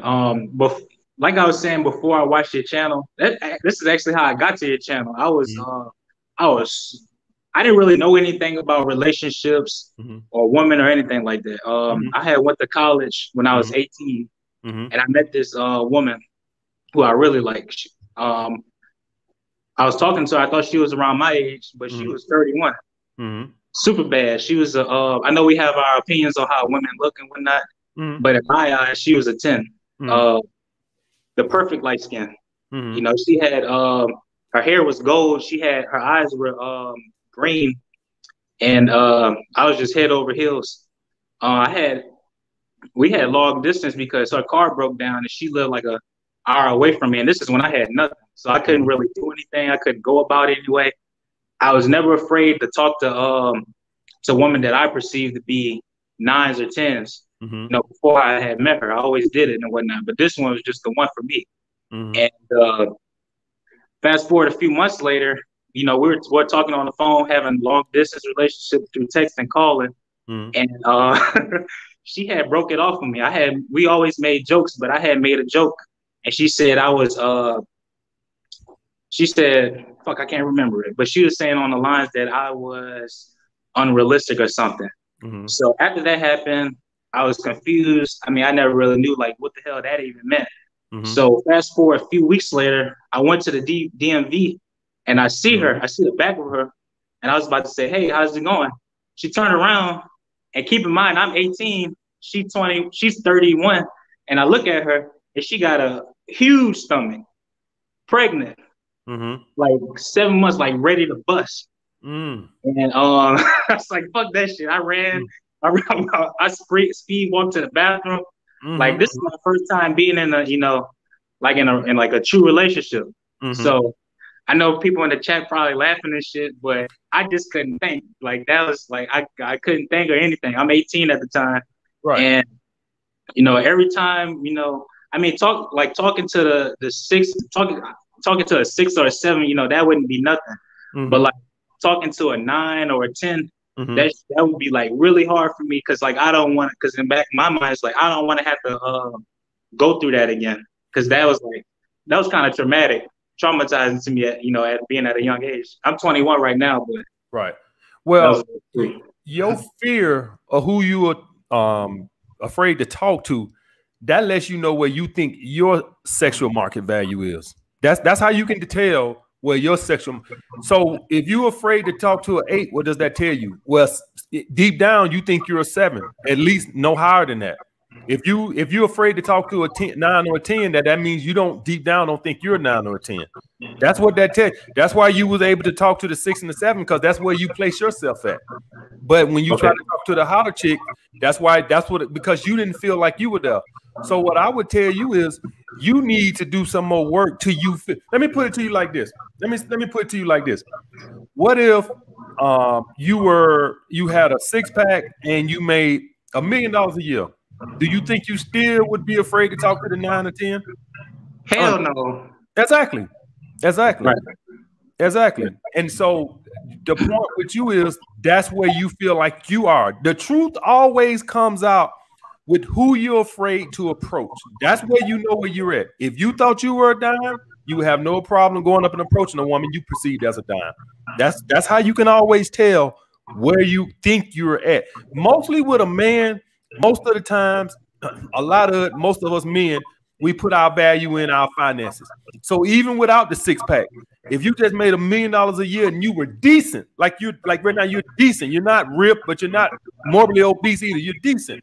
And if you just made $1 million and you had a real nice ride and you had a super nice crib, I guarantee you would not think that, right? I would think that I'm good enough in the basement, but I understand most guys just don't have that mindset. And so the point being is, make yourself a dime so you lose your fear approaching the dimes. You get what I'm saying? Yeah, perfect. So that's what you need to do to get over that. I'm not gonna give you no pep talk, because subconsciously you still don't feel that way. You need to do what you need to do the work till you feel like you're a dime, so you're not afraid to approach dimes. Okay. And last thing, and I'll because I don't want to hold up the other guys. Okay. So like I was saying about, you know, taking the next step, I do feel like I'm a step away. You know, I'm like this close into getting my mind and my body, you know, connected. So I'm 6'4", and I weigh 300 pounds. Like, do you have any advice on working out to, you know, to get physically in shape and whatnot? Yeah, you gotta eat a little less and burn a little more. You know, I know I'm getting. That's why I get paid the big bucks, bro. You gotta burn a little more, and eat a little less, man. That shit hard, man. Huh? I said that's hard because like when I like eat less, my mind gets all messed up. It's like I gotta eat more or something like that. I try to keep it 3 meals a day. Well, the thing is, it's not about 3 meals a day and all this. You need to be eating satiating foods that are filling, like oatmeal, spinach, you know, grilled chicken breasts and stuff like that keep you satiated. It's not about starving yourself. It's about transferring satiation, food that fill you up that don't have a lot of calories.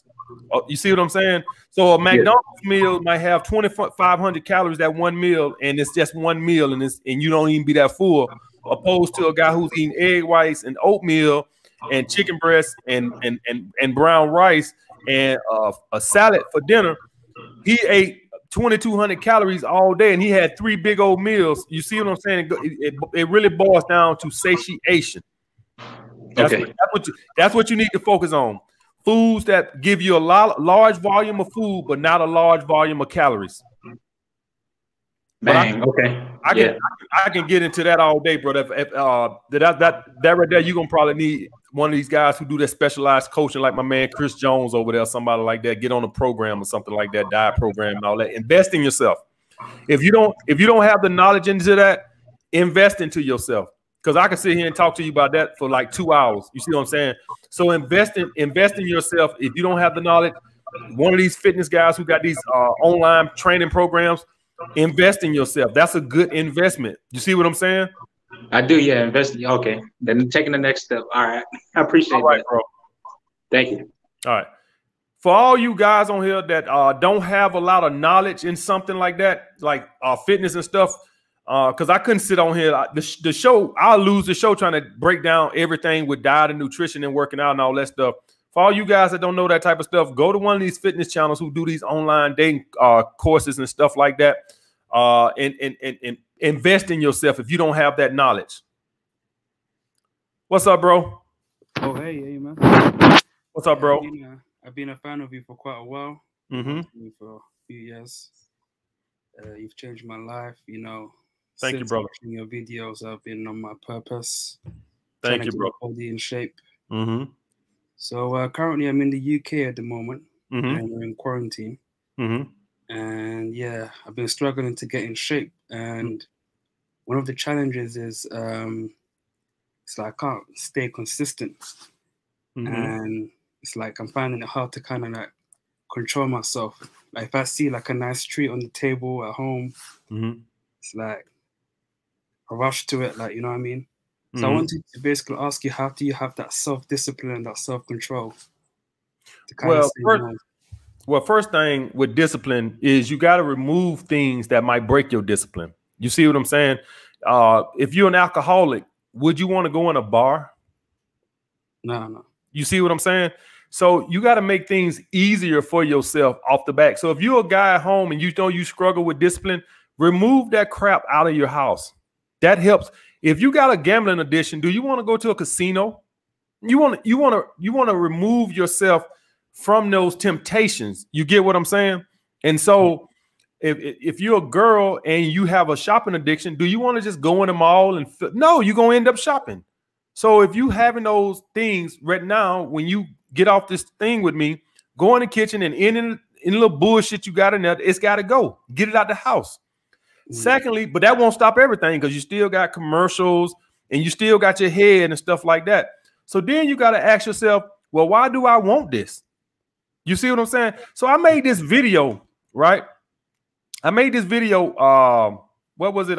Stop feeling sorry for yourself, right? Who on here remembers that stop feeling sorry for yourself video?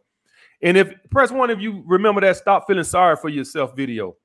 And in that video, I was talking about when I was over 300 pounds, I asked myself, do I love these cheeseburgers more than I love pussy?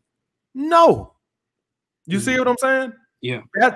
So that was my motivation. That might not be your motivation, but I was just like, man, shit, I want to fuck as many hoes as I can. And being over 300 pounds ain't maximizing that ability. So what you got to ask yourself is, whatever it is that you determined to do, what is your motivation? Whether it's girls, it don't matter. Let people try to say, oh, that's not a good reason. Man, shut the fuck up. Y'all don't even get me started on these motherfuckers on here who acting like they working out for their blood pressure. Give me a fucking break. You know, you got 14-year-old, 15-year-old kids on here acting like they working out for their health. Man, you want some fucking ass. It ain't nothing wrong with that. Everybody wants some ass. You ain't working out for your blood pressure, man. Who the hell you think you fooling? Shit, like you 60 years old. I'm trying to work on my blood sugar. Get the fuck out of here. You trying to get some ass. So that's what you have to say. And I know that's your motivation. I can look at that hat on your head and tell you want some ass. Anybody who wear a hat like that, you want some ass. I know it. I know you want some ass. So now we got to say to myself, do I love these brownies and this ice cream more than I like ass? And I think the answer is no. So if you're going to keep doing what you've been doing, you're going to keep getting what you've been getting, which is 3s and 4s. Am I right? You've been getting, you've been getting 3s and 4s. Don't, man, listen. You don't wear that hat. You did some 3s and 4s. That hat got 3s and 4s written all over. You ain't fucking no bad bitches in that hat. I tell you, you would not get no bad bitches in that hat. So this is what we're going to do. Do I want to keep fucking 3s and 4s, or do I want to fuck some hotter bitches? Boom. What I got to do? This bullshit has to go. And like I said before, don't nothing motivate a man to put the bullshit down like fucking 3s and 4s. I'm telling you right now, you keep fucking these ugly bitches, eventually you're going to get to a point to where, man, I want to fuck me a bad bitch too. And I think that that's the point you at. So if you want to keep fucking these average looking chicks, you go right ahead. But if you really want to fuck the hotter chicks, you going to do what it takes. Yeah, thank you very much. No problem. Just got one more question. It's going to be a short one.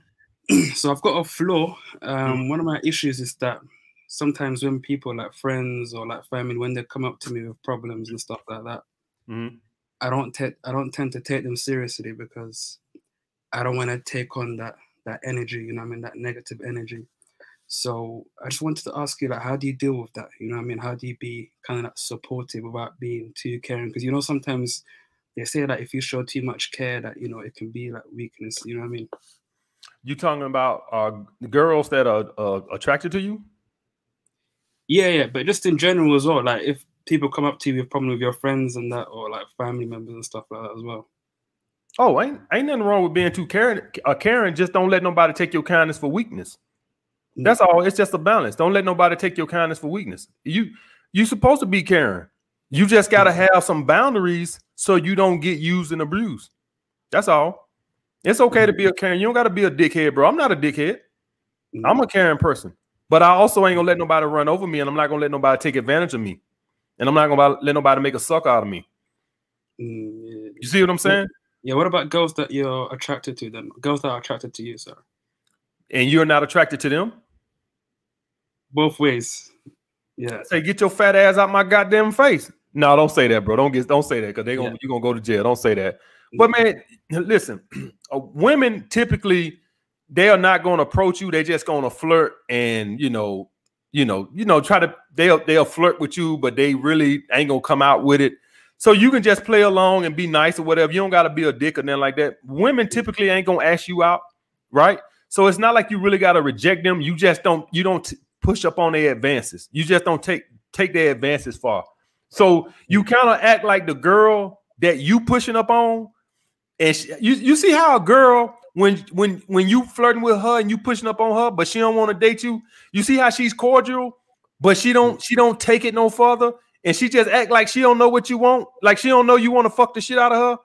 That's the same way you have to handle it when women are throwing choosing signals at you and you don't want them. Just act like you don't really understand what they trying to do, what you really know what they trying to do. You see what I'm saying? And so like the girl that it's probably a girl right now you've been pushing up on, and you don't think she really knows what you're trying to do. She knows. She just don't want your ass, right? But she's gonna be nice. She don't have to be a dick about it, right? She can just be nice and reject you nicely. And all she's doing is she's not taking up on your advances. So when a girl is hitting on you and you're not interested, you're just not taking up on her advances. You just let them stay there. You see what I'm saying? Nicely. You ain't even got to reject her because she's not going to ask you out or anything like that. You just don't take it nowhere. Yeah. And this just relates to what I was saying before. So if I'm like in a position where I'm not attracting the kind of girls that I want, and I'm like in my like self-improvement journey, would you recommend that I take break from girls altogether and just focus on self-improvement? Because yeah, I do. But also make sure you enjoy your hobbies on the weekend so you can have some balance in your life. You see what I'm saying? So you can decompress. Okay. That's very important. I found that out myself, to have some time to decompress, and actually I'm able to work harder on my purpose when I decompress. Okay. I appreciate you, bro. Thank you very much. No problem, bro.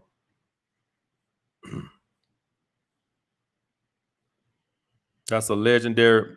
Got my man Justin up here, Mr. Threesome himself. What's up, brother? What's going on with your AMS? Hey, I got 2 questions for you real quick. But Go ahead. I'm gonna tell you a quick story. Like, I had an ex come back to me. You know what I mean? Like in 2017, I had met a girl, bad chick, but I ended up losing her because, you know, simp ways, you know what I mean, and all that good stuff. But she been seeing me on social media, ended up coming back and all that, and ended up smashing last night. But it's just a little you know, quick little story. But I had a question on traveling. Like I know you had a video before, you had said something about, you know, guys who try to get girls overseas, they just compensating for not being able to get girls here. Right. But I think, you know, if you a simp over here and try to go over there, you're just gonna be a simp over there. But in my situation, you know, I'm raising my value every day. Sometimes you just don't want to deal with the BS that comes over here with westernized women. So what's your thoughts? Do you still think it's simpish to still do that anyway? All right, I'm gonna be as honest as I can about this right here, because I get this a lot. Let me make sure this is still on straight right here, because the thing just cut off. Hold on. So I'm gonna be honest with this about my thoughts on this. For all you guys that struggle with women here, you really got to check your masculinity. I'm gonna be honest with you, and I'm gonna tell you why. When you soft and you weak, these women will test you like that. I just added this new chick to my rotation. She's 6'2", right? And I specifically just told her she was trying to give some. So so a lot of you guys don't know that when girls come on my house, I have rules. One of the rules is you get butt ass naked. That's a rule of mine. So then she's gonna try to tell me, well, I got some rules too. And I specifically told her, see, this is the precipice. That's a big ass word, the precipice. And I really don't know what the fuck it means, but it sounds like I should use it right there. But the precipice. This is the turning point right here. I told her specifically, I do not like when women try to give me rules. Period. And she backed down. Yeah. And that was the turning point. She backed down and sat her ass back down on the couch. See, I laid the law down right then. Yeah. You either gonna get your ass in line or you gonna get your ass gone. You see what I'm saying? At some point, she might try to, you know, challenge again. All right. I told her, I said, you got to get butt ass naked when you come here. I come out the bathroom, she fully dressed. And I said, you still got all them down. See, you see what I'm saying? Yeah. And see, this is at that point where you got to be a man and say my way or the highway. You gonna get your ass butt ass naked, or that's it. You see what I'm saying? Right. So for all you guys that's complaining about the women here, I am telling you, it's not the women. Is you don't have a my way or highway attitude. Yeah. My way or the highway. There is no middle ground. You get what I'm saying? Shout out my girl China White. She's here and she teaches submission and stuff like that. Yeah. And this is what I'm talking about. But she's not gonna submit to no bitch ass nigga. Right. You gotta be rock solid and you gotta mean that shit. Yeah. But you know why? You want to know why guys can't do that and fall through on it? Yeah, for my boy said AMS promoting girls. She's a girl that preaches submission to a man, motherfucker. That's why I show her love. She don't teach no feminism. She teaches any of y'all guys who follow her. She teaches women how to submit to men. That's what she teaches. Yeah, we need more women like her. Yeah. All right. Yeah.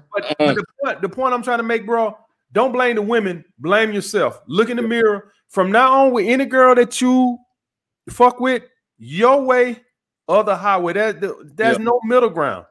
Yeah. And if you don't, this is the thing. You can't do that without being high value. Right. A woman is not going to submit to you without the high value mindset. I'm not talking about money or nothing like this. Just the mindset that helps. But the mindset, my way or the highway. You see what I'm saying? Yeah. And if you do that with every woman, this is the rules. And if you don't do it, you got to go and mean it. Yeah. Don't do that shit and then call me and say, AMS, I did what you said and the bitch ain't called me in 2 weeks. See, that ain't you ain't congruent with what you're supposed to be doing. Right. You mean what you said, that means she might go. That's fine. Ain't nothing wrong with American women. Something wrong with these pussy ass men over here that can't make these bitches get in line. Yeah, that's what the problem is. Ain't nothing wrong with these bitches. Yeah, and you know what? You 100% right, because everything that you teach and everything that I have internalized so far is, even with just some simple like what to do when she doesn't text back. I don't even give a fuck about that no more. If she don't text me back, I don't give a fuck. I just go to a next girl or I get back on my purpose. So my mindset has changed on that, right? So even with a girl who ain't following my program, I just tell her, hey, look, it's either this way or no way. She'll look at me crazy for a second, but she'll get in line. And even if she don't, then bye. You know what I'm saying? So that's how I look at it now. But I have one more question for you real quick. Go ahead, bro. My nephew, he about, I think 19.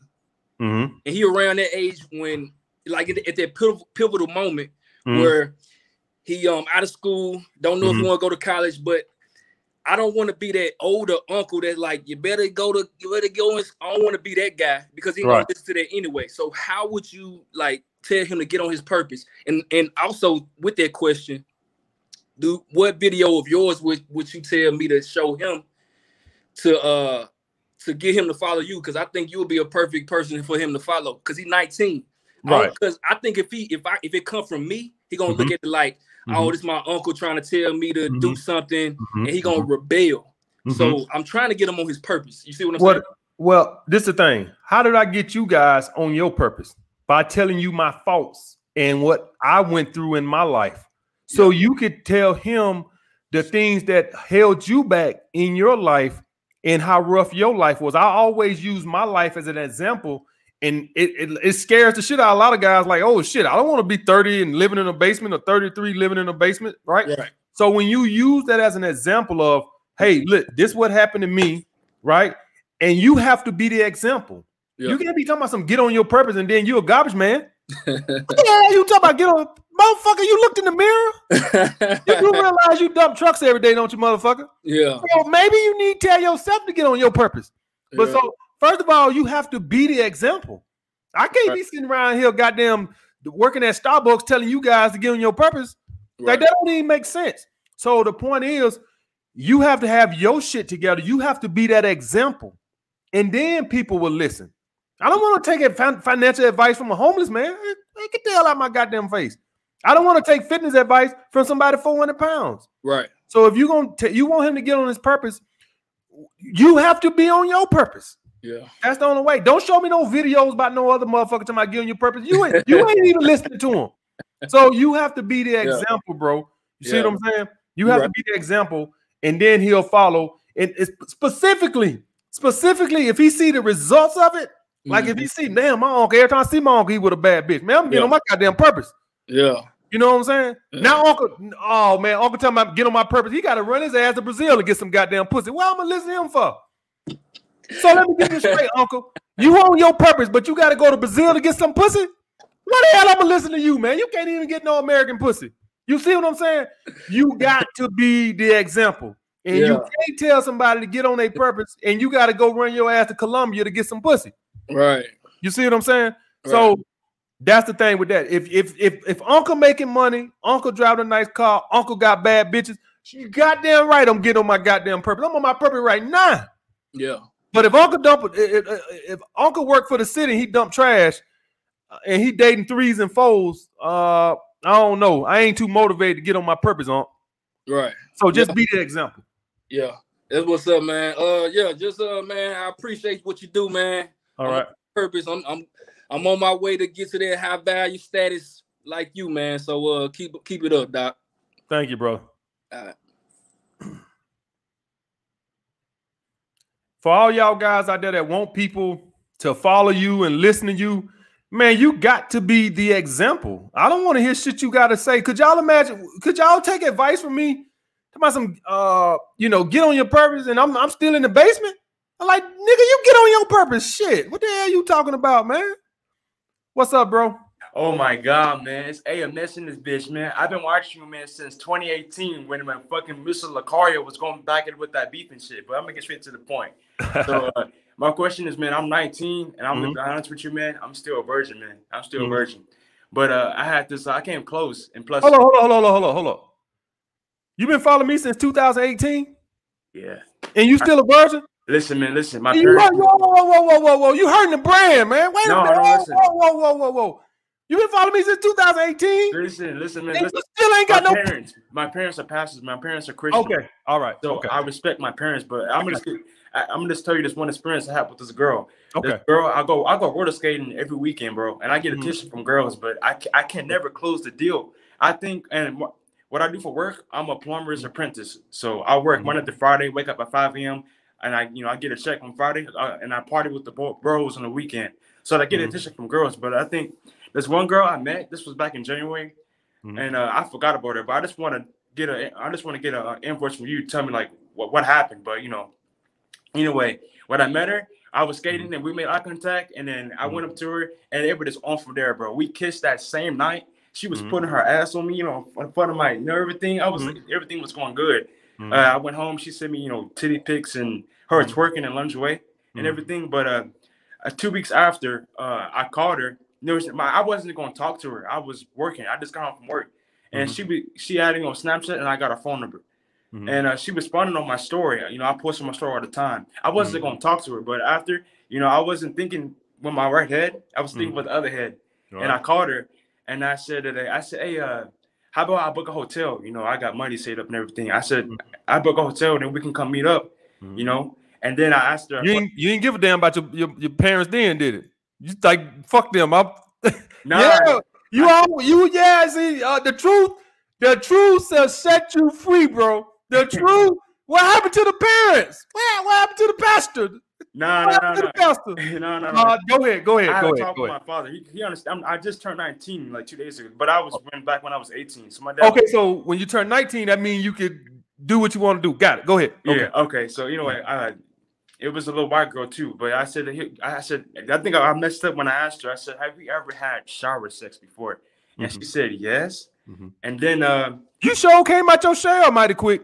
Yeah, you went from a virgin to a goddamn shower sex and all this.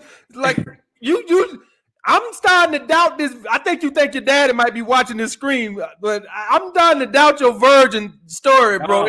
How you go from a virgin to a shower sex? I just asked her how she experienced it, and she was like, yes. But anyway, before I knew it, she and then she said, I said, how about you come out? Then she was like, oh, I'm sick.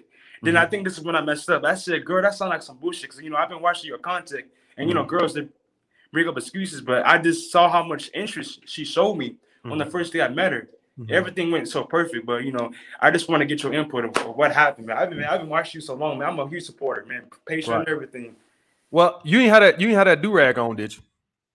No, I didn't. No. Okay. So that ain't it. All right. One thing y'all guys got to understand, right? And this is a little gaslighting. So one thing that goes on with women, I know this evil and stuff. And she was 16 too. She didn't have a car. She was with her mom. So it's this little thing called love bombing. You ever heard of love bombing? No. What is that? Love bombing is when somebody comes on really strong, show crazy high interest, and get your hopes all up, and that you really think you found the one, and then they pull back, and they do it just for evilness. I kid you not. No other reason than to be evil. Now, I don't know the girl. I'm not saying 100% sure that's what it was. Maybe you did something. But love bombing is when you meet a beautiful woman and she purposely portrays herself as having high interest in the hopes of luring you in and then disappearing. Yeah. And fuck you up mentally. Yeah, I know. In the hope. And I'm going to tell you something. The beautiful women, they are very known for it. And it's a very serious thing. These are narcissist-ass people that they know they're very attractive, and they will lure you in. They would act super, super high interest and then pull back. And then when you go to pursuing them, they laughing. So yeah, I'm not. And if she's a very beautiful woman, she probably does it a lot. She probably does it a lot because she can do it because guys, if she's a real attractive woman, guys are like, holy shit, man, this damn badass bitch all on my dick, man. Shit, man, you think you done hit the lottery. Next thing you know, white noise. And you like, oh shit, what happened? You start thinking, what the fuck did I do? Did I do any goddamn thing? Yeah, but I think you missed what I said. But when she said she was sick, I think I got like, I lost my frame. I said, that sounds like some bullshit when she said she was sick. And then, you know, I think that's when it went left from there. Do you think that's when I fucked up? But I told her, I called her out. Bro, let me tell you something. It sounds like she done.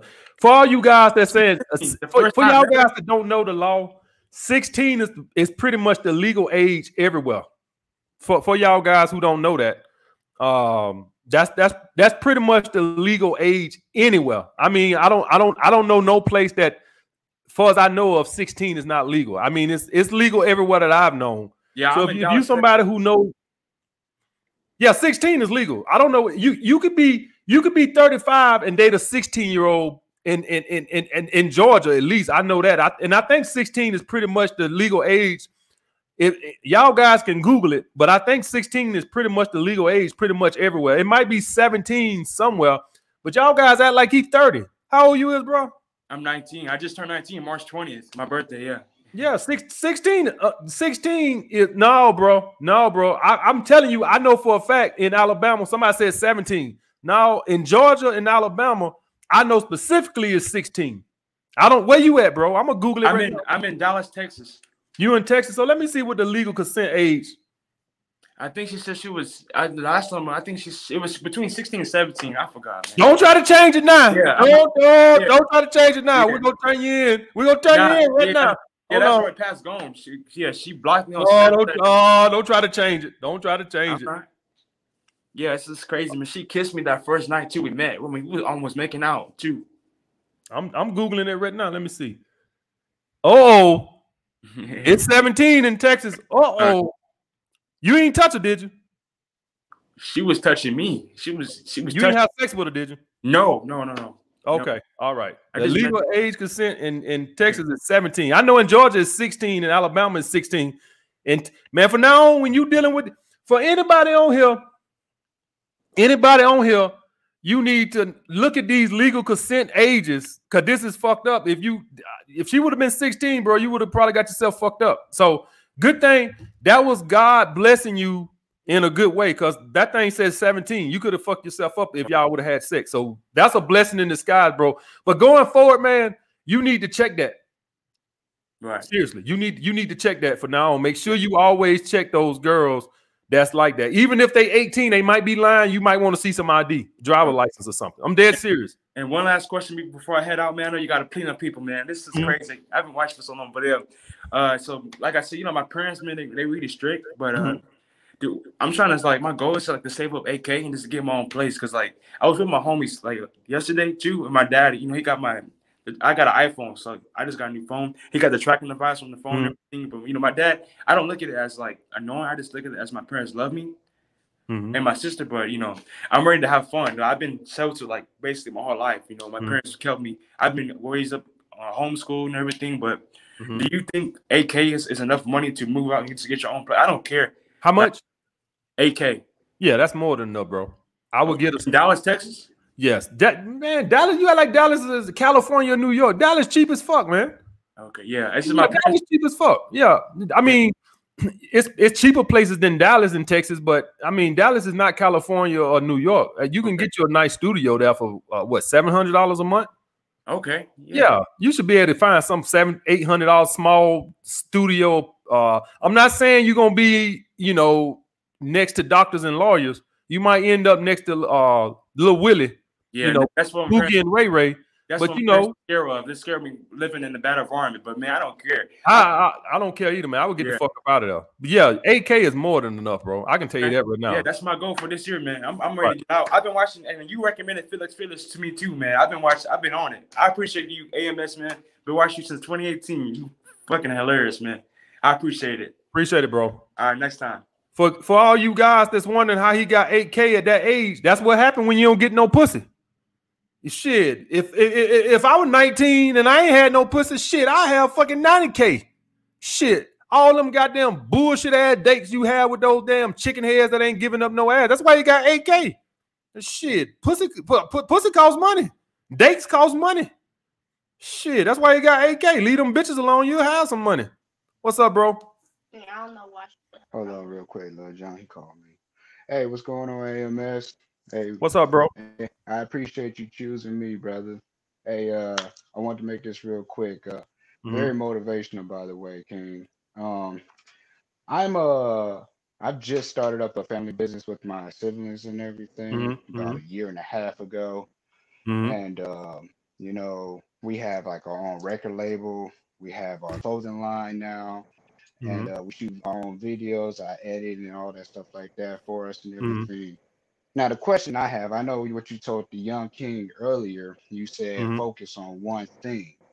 Now, we have multiple LLCs, but it's pretty much all related in the same thing, you know? And the question I want to know is, when it comes to marketing, how do I present all of this to people, you know, all at once, instead of like, maybe they're going to catch one song, or maybe they're going to see this video, or maybe they're going to like this, because my sisters do YouTube as well. Like maybe this will go viral or something like that, you know? Or maybe they're going to be feeling our clothing and stuff like that. Like, I just want to present this to people all at once. How do you, like, what is your suggestion on it? You have to be promoting your stuff in whatever your content.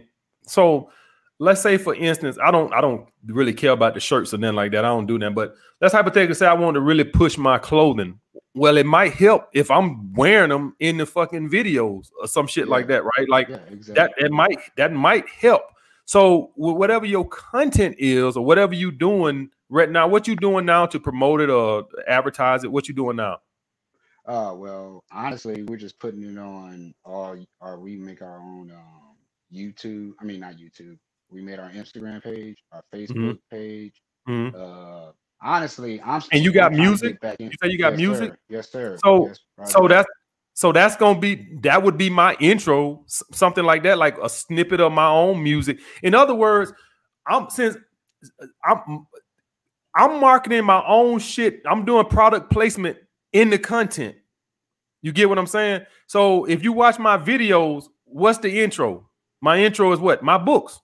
Yeah, Roger. So you got to work on your product placement. Like if you was doing a video right now, you say you got merch, I'm wearing the merch in the video. Yeah. If you don't, I make sure that I'm not to interrupt you, King, but you know, I make sure when we shoot the videos, we got our ever since we started clothing, because clothing is something brand new. We've started this probably like 4 to 5 months ago, King.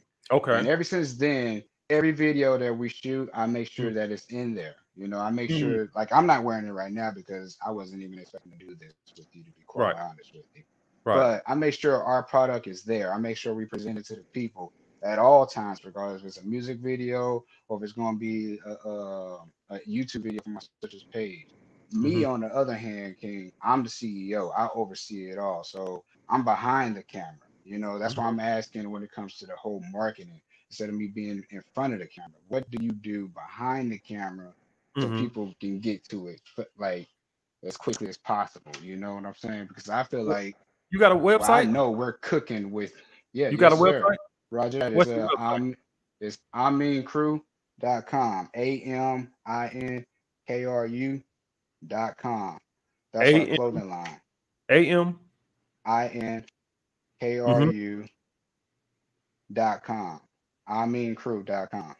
That's our clothing line.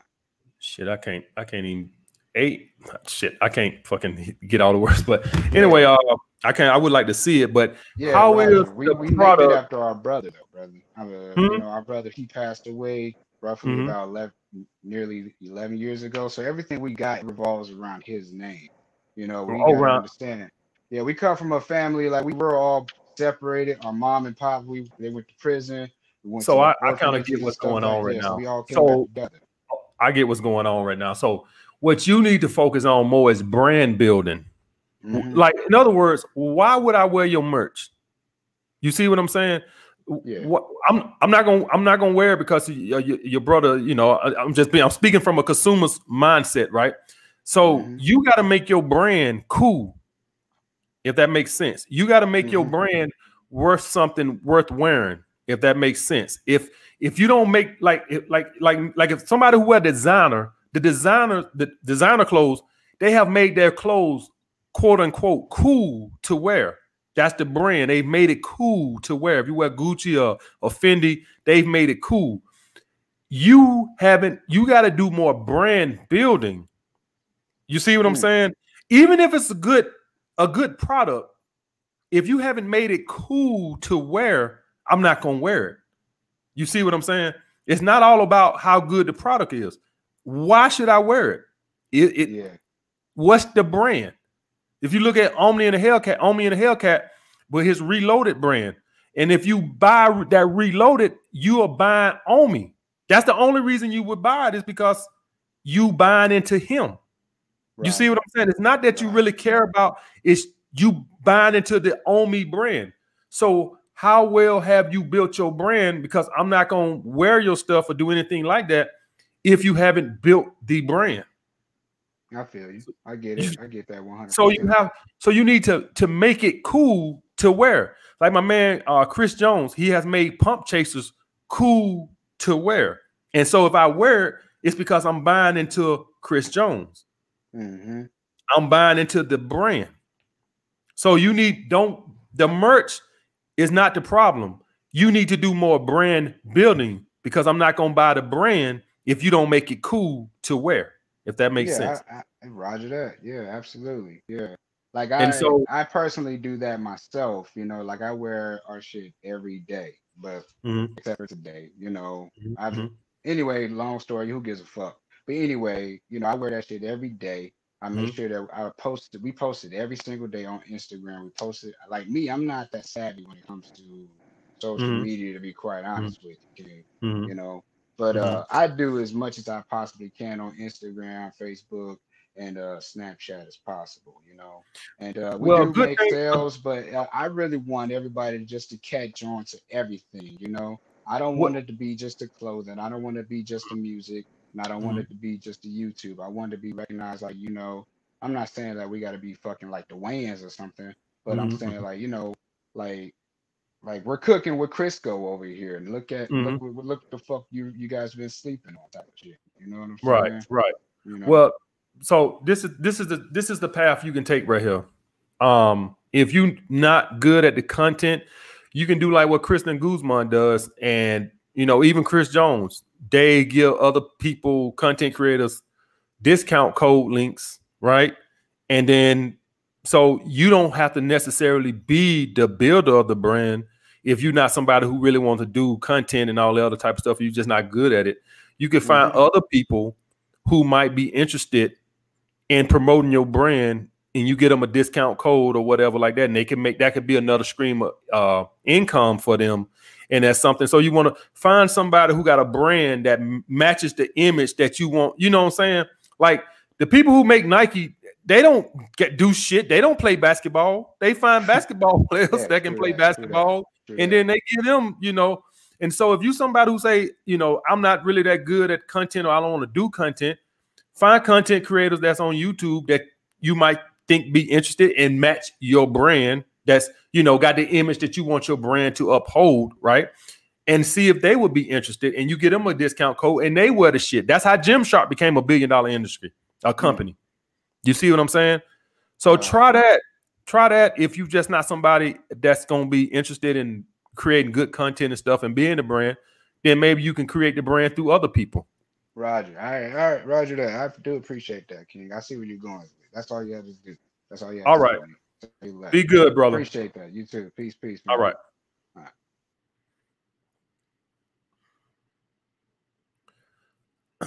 All right. I'm gonna take one more, and that'll be it, guys. Take one more. Got my man right here. What's up, brother? You ain't got no volume, bro. Hey, what's good, AMS? What's up, bro? Hey, actually, going back to what the dude, or to what you told the dude a second ago about checking IDs, I actually had to do that once. Yeah, a couple years ago. I didn't hear that she told me she was divorced. You just can't buy peace of mind, you know? Right. Yeah, but so my relationship history has basically just been a string of friends with benefits, no rotations except for maybe a couple girls at a time for a little while. And I'm okay with just seeing one girl at a time. I'd rather dedicate more of my work, or more of my time and my money and my effort into my work. And yeah, I don't want to be doing pickup. I don't want to be messing with dating apps or maintaining a rotation. So yeah, that's why I choose to do that. But even though I'll never tell a girl that I'm not dating anybody else, I still know that they can probably sense it, and it's probably still going to turn them off. So is that just something that I'm going to have to put up with as somebody who chooses to date one girl at a time? Well, the thing is with a lot of women is that pre-selection is a very important thing. And so I don't know how much they'll really believe that it's you or the girls not finding you interesting. The thing what I find with this is more so than how are you acting? Like if you're not acting scarcity, you're not acting like you're in scarcity, then you should be fine, because you got to understand that scarcity don't just come from lack of women. It also just comes from a lack of a life, lack of hobbies, lack of a purpose. And so if you still are able to maintain that abundance with her and she can feel that you're not pressed for a relationship or you're not trying for a relationship, because you could be a guy that, you know, dating 4 other women and still be acting like you're pressed for a relationship. Oh, yeah. Or you could dating one woman and not be pressed for a relationship. So that's just all in the energy that you're giving off.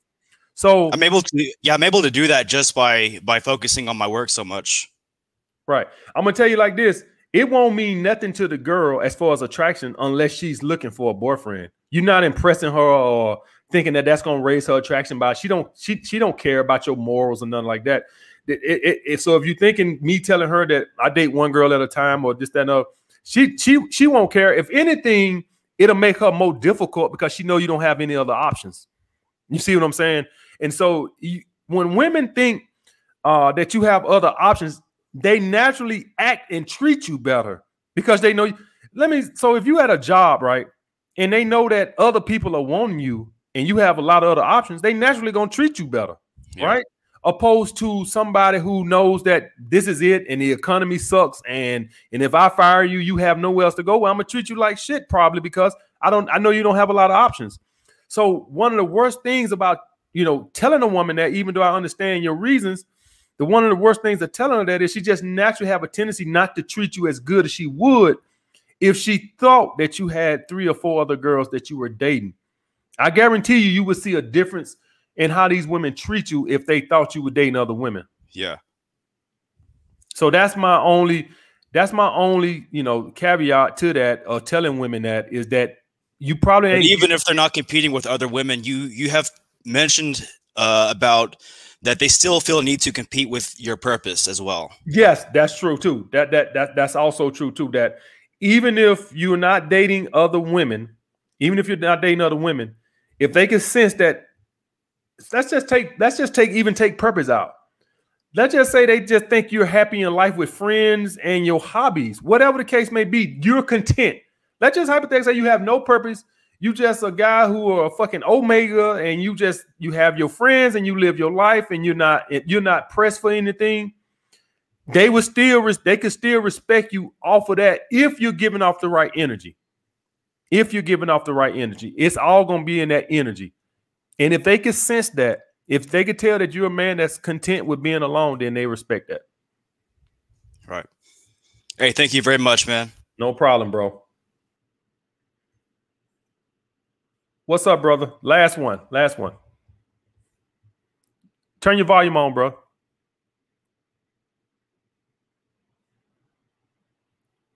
No volume. Something wrong with your volume, bro. All right. All right, guys. So I'll see y'all guys next week with another special guest. I'm about to get up out of here. Thank y'all for all the super chats. Appreciate you guys. I'll see y'all guys next Monday at 8 p.m. Eastern. Peace.